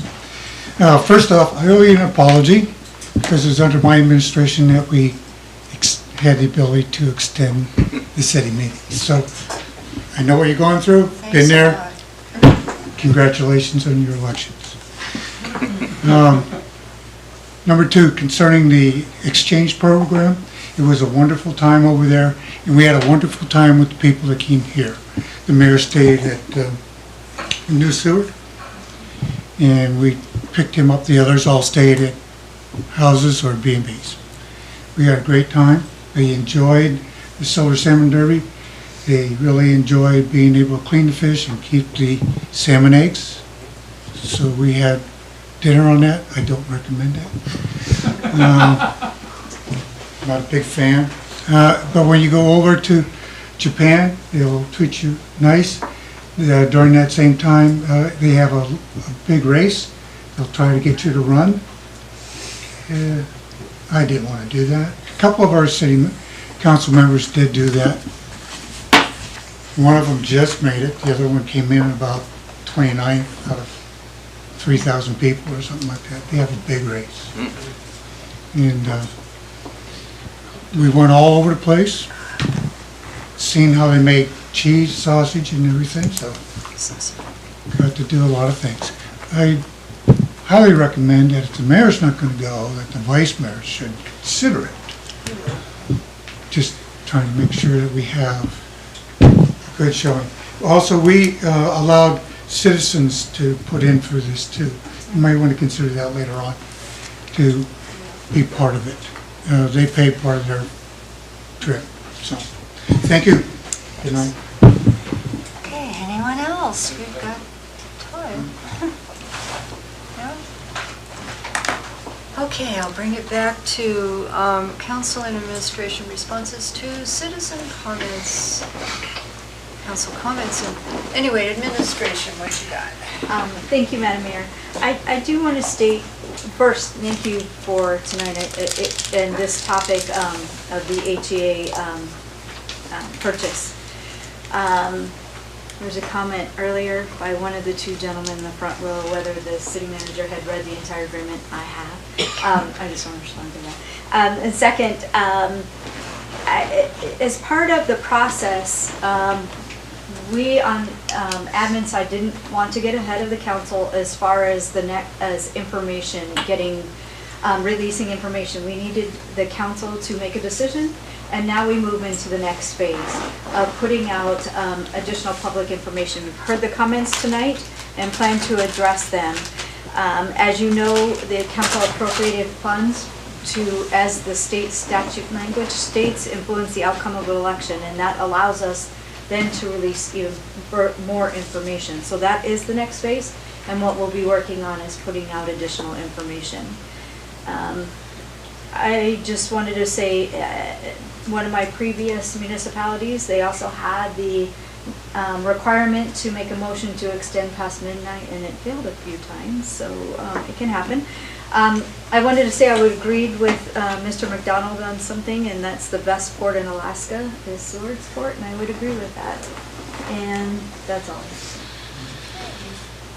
Thank you. I'll start with Councilmember Finch. I'd like to thank the public workshop for update and input and the Army Corps presentation. And I'm glad we got that ordinance passed for planning and zoning. And I understand how the forest acre owners feel.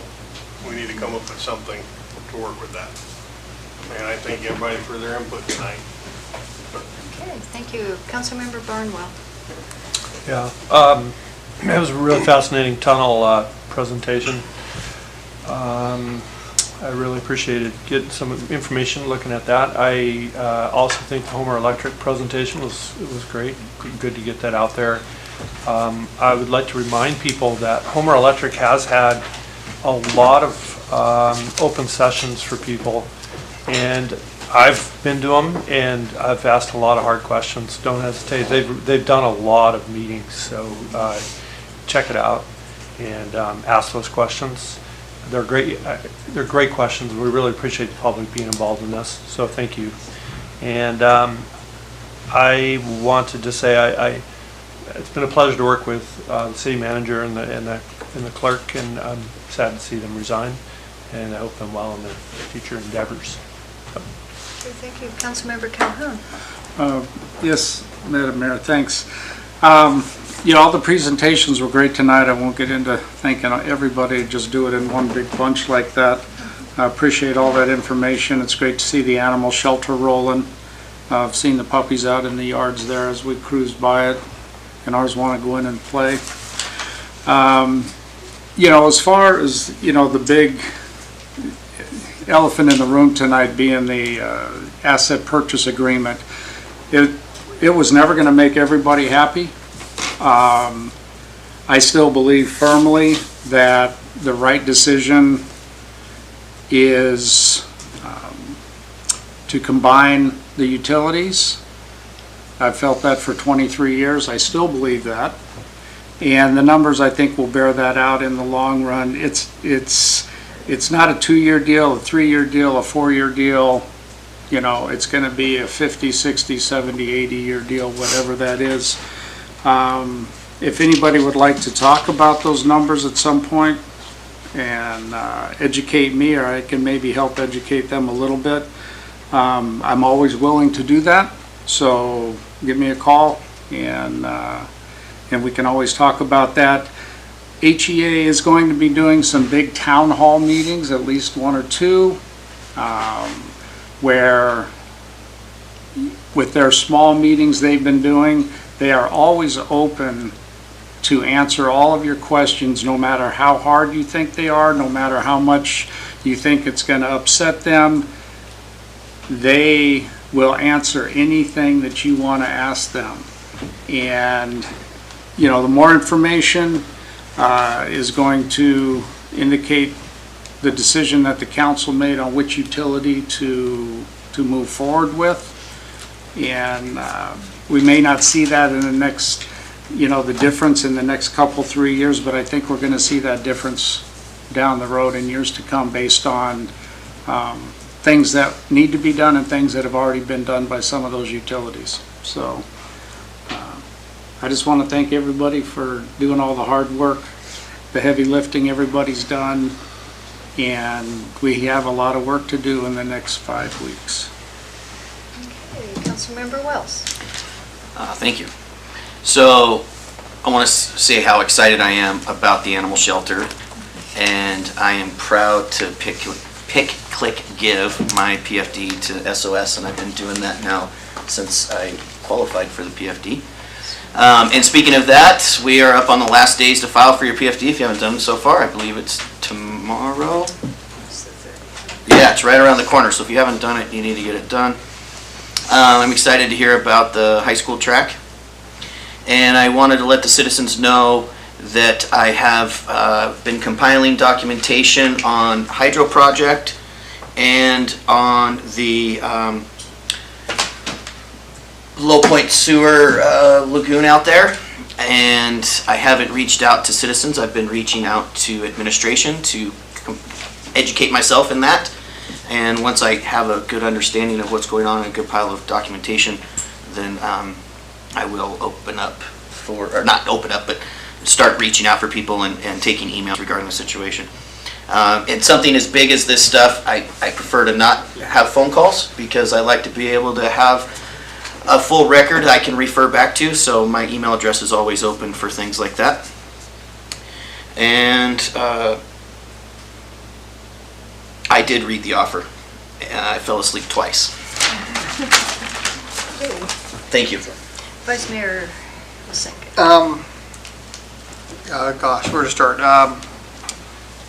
I'd start with, thanks to Senator Stevens and Stutes for their participation and presentation, or whatever you want to call it tonight. It was great to have that information. I am a member of the Sewer Community Band, and we do have a concert coming up on April 4th at 7 p.m. at the middle school. And yeah, yay, new track. That is awesome. I mean, I've been on that track. I ran on that track in high school, and it was never any fun. And Easter's coming up. Happy Easter. Okay, well, this has been, we started, in case you didn't know, we started at 5:30 with a special meeting. So we've been at this a while. I think we earned our keep tonight. It's not, someone had thanked me just a couple weeks ago for keeping the meetings short, and this wasn't my fault at all. I mean, anyway, but we did, lots of public participation. I appreciate that. I appreciate the questions and the concerns, and I think a lot of this business with the HEA, the sale vote in these public meetings will, hopefully, people will get their questions answered now that we have the asset agreement. And I did read the whole thing, so I didn't fall asleep. I have an infinite capacity for that sort of thing, apparently. And we do know what we're voting on. It's not like we're just sitting up here wasting people's time. And I just want to say that because that's a little off-putting when you hear something like that. And I got the impression, and I may be wrong, but with the lease of the annex building, that they did say that the food bank would be not involved in that. The food bank is secure there, so I do know that part. And yeah, we're heading into Easter and a lot of spring activities, so just, and crazy drivers. So be careful out there, and with that, I will adjourn this meeting at 11:25.